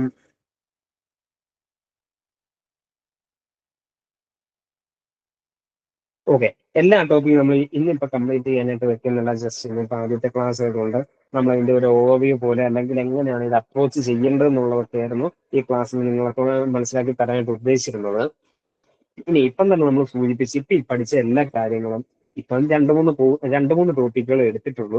എങ്കിൽ പോലും നമ്മൾ ഈ ടോപ്പിക്കുകളെല്ലാം ഒറ്റ തവണ കേട്ടോണ്ടോ ഒരു തവണ വായിച്ചെടുത്തോണ്ടോ ഒന്നും നമ്മൾ ഓർക്കാനായിട്ട് പോകുന്നില്ല. അതിനായിട്ട് റിവൈസ് ചെയ്യുക എന്നുള്ളത് ഇമ്പോർട്ടന്റ് ആയിട്ടുള്ള കാര്യമാണ്. അതിനായിട്ട് നമ്മൾ എന്തായാലും PDF നോട്ട് തരുന്നുണ്ട്. ഈ PDF നോട്ട് നിങ്ങൾ ക്ലാസ് കഴിഞ്ഞ ഉടനെ, അല്ലെങ്കിൽ ക്ലാസ് കഴിഞ്ഞ ഉടനെ വായിക്കുവാണെങ്കിൽ അത് പഠിച്ച് മനസ്സിലാക്കാനുള്ള സമയം കുറച്ച് മതിയായിരിക്കും. അപ്പോൾ ക്ലാസ് കഴിഞ്ഞ ഉടനെ നിങ്ങൾ അത് വായിച്ചു നോക്കാൻ സാധിക്കും. പക്ഷെ എല്ലാവരെ കൊണ്ടും ഡെയിലി തന്നെ വായിക്കാൻ പറ്റുന്ന വരില്ല. അങ്ങനെയുള്ള ഒരു വീക്കെൻഡ് വായിച്ചു നോക്കുക. അങ്ങനെ ഒരു തവണ വായിച്ചാൽ പോലും നമുക്ക് ഇത് മനസ്സിലായെന്നോ നമ്മുടെ മനസ്സിൽ ഓർത്തിരിക്കുന്നോ വരികയല്ല. അതിനായിട്ട് റിവൈസ് ചെയ്യുക. അപ്പം വീക്കിലി എക്സാംസ് ഉണ്ടായിരിക്കും. ആ എക്സാംസിനായിട്ട് പഠിക്കുമ്പോൾ അത്യാവശ്യം നമ്മൾ കവറാവും. എങ്കിൽ പോലും 2 ആഴ്ച കഴിയുമ്പോൾ ഒരുപക്ഷെ നമ്മൾ മറന്നു പോയേക്കാം. അത് കഴിയുമ്പം വീണ്ടും നമ്മൾ റിവൈസ് ചെയ്യേണ്ട അത്യാവശ്യമാണ്. അല്ലാതെ ഒരു തവണയൊന്നും വായിച്ച് ഓർത്തിരിക്കുന്ന ആരും നമ്മുടെ കൂടെ ഒന്നും ഇല്ല. റിവൈസ് ചെയ്യുക എന്നുള്ളത് തന്നെയാണ് ഇമ്പോർട്ടന്റ്. നമ്മൾ പഠിക്കുക, ആ പഠിക്കുന്നത് വിശ്വസിക്കുക, ആ സാധനം റിവൈസ് ചെയ്തുകൊണ്ടേയിരിക്കുക. ഇത് മാത്രമാണ് നമുക്ക് ചെയ്യാൻ സാധിക്കുന്നത്. റിവൈസ് ചെയ്യാനായിട്ട് നമ്മൾ നോട്ട് തരുന്നുണ്ട്. നമ്മൾ എക്സാം നടത്തുന്നുണ്ട്, വീക്കിലി എക്സാം. പിന്നെ നമുക്ക് ബൈ വീക്ക്ലി എക്സാംസും മന്ത്ലി എക്സാംസ് എല്ലാം നമ്മൾ നടത്താൻ ഉദ്ദേശിക്കുന്നുണ്ട്. പക്ഷേ ഇപ്പൊ ഈ മെയിലും മറ്റും സെക്രട്ടേറിയറ്റ് OA പോലെയുള്ള 10th മെയിൻസ് എക്സാമുകളും പിന്നെ ഡിഗ്രി പ്രിലിംസ് മെയ്യിലും ജൂണിലും ഒക്കെ ആയിട്ട് വരാൻ സാധ്യതയുണ്ട്. ആ സമയമാകുമ്പോഴത്തേക്ക് സിലബസ് അത്യാവശ്യം കവർ ചെയ്യുന്നുണ്ട്. അപ്പം നമ്മൾ വീക്ക്ലി എക്സാംസ് എന്തായാലും നടത്തും. പിന്നെ മന്ത്ലി എക്സാംസിന്റെ കാര്യം നമ്മൾ ആ ഒരു സാഹചര്യം പോലെ എന്തായാലും ചെയ്യാൻ എന്തായാലും അവസാനം ഉണ്ടെന്നുള്ള ടെസ്റ്റ് സീരീസ് എന്തായാലും പ്രൊവൈഡ് ചെയ്യും. പക്ഷെ ഈ പറഞ്ഞ വീക്ക്ലി ടെസ്റ്റുകൾക്ക് ആയിട്ട് നിങ്ങൾ എന്തായാലും നോട്ട് പഠിക്കുക. നിങ്ങൾക്ക് സമയം കിട്ടുന്ന അനുസരിച്ച് റിവൈസ് ചെയ്ത് മുന്നോട്ട് പോകും. അപ്പോൾ ഇപ്പൊ ഈ പറഞ്ഞ പൊളിറ്റിക്കൽ ഒരു ടോപ്പിക്ക് വെച്ച് നമ്മളിപ്പോ എക്സാമ്പിൾ ആയിട്ട് പറയുകയാണ് ചെയ്തത്. എങ്ങനെയാണ് നമ്മൾ സിമ്പിൾ ആയിട്ട് പഠിക്കുന്നത്? അതായത് നമ്മൾ സിലബസ് എടുക്കുക, സിലബസിൽ നിന്ന് നമുക്ക് പഠിക്കേണ്ട വിഷയങ്ങൾ കിട്ടും. ആ വിഷയങ്ങളുമായിട്ട് ബന്ധപ്പെട്ട് ഇമ്പോർട്ടന്റ് ടോപ്പിക്കുകൾ മനസ്സിലാക്കാനായിട്ടാണ് നമ്മൾ പ്രീവിയസ് ക്വസ്റ്റ്യൻസ് നോക്കിയത്. ഇനി അതും മനസ്സിലാക്കി കഴിഞ്ഞാൽ നമ്മൾ ഇത് പഠിക്കാനായിട്ട് ഒരു സോഴ്സ് എവിടെ നിന്ന് പഠിക്കും എന്നുള്ളത് നമ്മൾ തീരുമാനിക്കുക. അത് ക്ലാസ് ആയിക്കോട്ടെ, പുസ്തകം ആയിക്കോട്ടെ, അങ്ങനെയുള്ളതൊന്ന് തീരുമാനിക്കുക. അത് പിന്നെ പഠിച്ച് തീർക്കുക എന്നുള്ളത് മാത്രം നമ്മൾ ചെയ്താൽ മതി. പിന്നെ ബാക്കി ഒന്നും ആലോചിക്കേണ്ടതില്ല. നമ്മൾ പഠിക്കാൻ ഉദ്ദേശിച്ച സാധനം പഠിച്ചു തീർക്കുക. ചിലപ്പോൾ കുറച്ച് സമയം എടുത്തു എന്നിരിക്കും. അതെല്ലാം ഇതിന്റെ ഭാഗമാണ്. നിങ്ങൾ ചെയ്യുന്നതിന് വിശ്വസിച്ച് നിങ്ങൾ മുന്നോട്ട് പോവുക. ഇനി ഈ സിമ്പിൾ ആയിട്ടുള്ള സോഴ്സ് അല്ലെങ്കിൽ പ്രീവിയസ് ക്വസ്റ്റ്യൻസ് കണ്ടുപിടിക്കുക, സിലബസിൽ ഇമ്പോർട്ടന്റ് ആയിട്ടുള്ള ഏതൊക്കെ ടോപ്പിക്കാണെന്ന് കണ്ടുപിടിക്കുക, അതിന്റെ എല്ലാം സോഴ്സ് ചെയ്യുന്ന ഒരുമിച്ച് പെട്ടെന്ന് നിങ്ങൾക്ക് എന്തെങ്കിലും ആവശ്യമായിട്ട് അല്ലെങ്കിൽ ഇങ്ങനെ ഒരു സോഴ്സ് കണ്ടുപിടിക്കാൻ നിങ്ങളെ സംബന്ധിച്ച് ബുദ്ധിമുട്ടുണ്ടെങ്കിൽ അവിടെയാണ് ഈ TQPSC കോഴ്സ് നിങ്ങൾക്ക് ഓഫർ ചെയ്യുന്നത്. ഈ ഇമ്പോർട്ടന്റ് ആയിട്ടുള്ള ടോപ്പിക്കുകൾ കവർ ചെയ്യുന്ന വഴി ഈ പറഞ്ഞ ഈ TQPSC കോഴ്സ് വഴി നിങ്ങൾക്ക് കവർ ചെയ്യാൻ സാധിക്കും. അതാണ് പ്രൊവൈഡ് ചെയ്യാൻ ഉദ്ദേശിക്കുന്നത്. അപ്പോൾ ഇന്നത്തെ ക്ലാസ് അത്യാവശ്യം ഇത്രയാണ് പറയാൻ ഉദ്ദേശിച്ചിരുന്നത്. എന്തെങ്കിലും ഡൗട്ട് ഉണ്ടോ നിങ്ങൾക്ക് ചോദിക്കാം.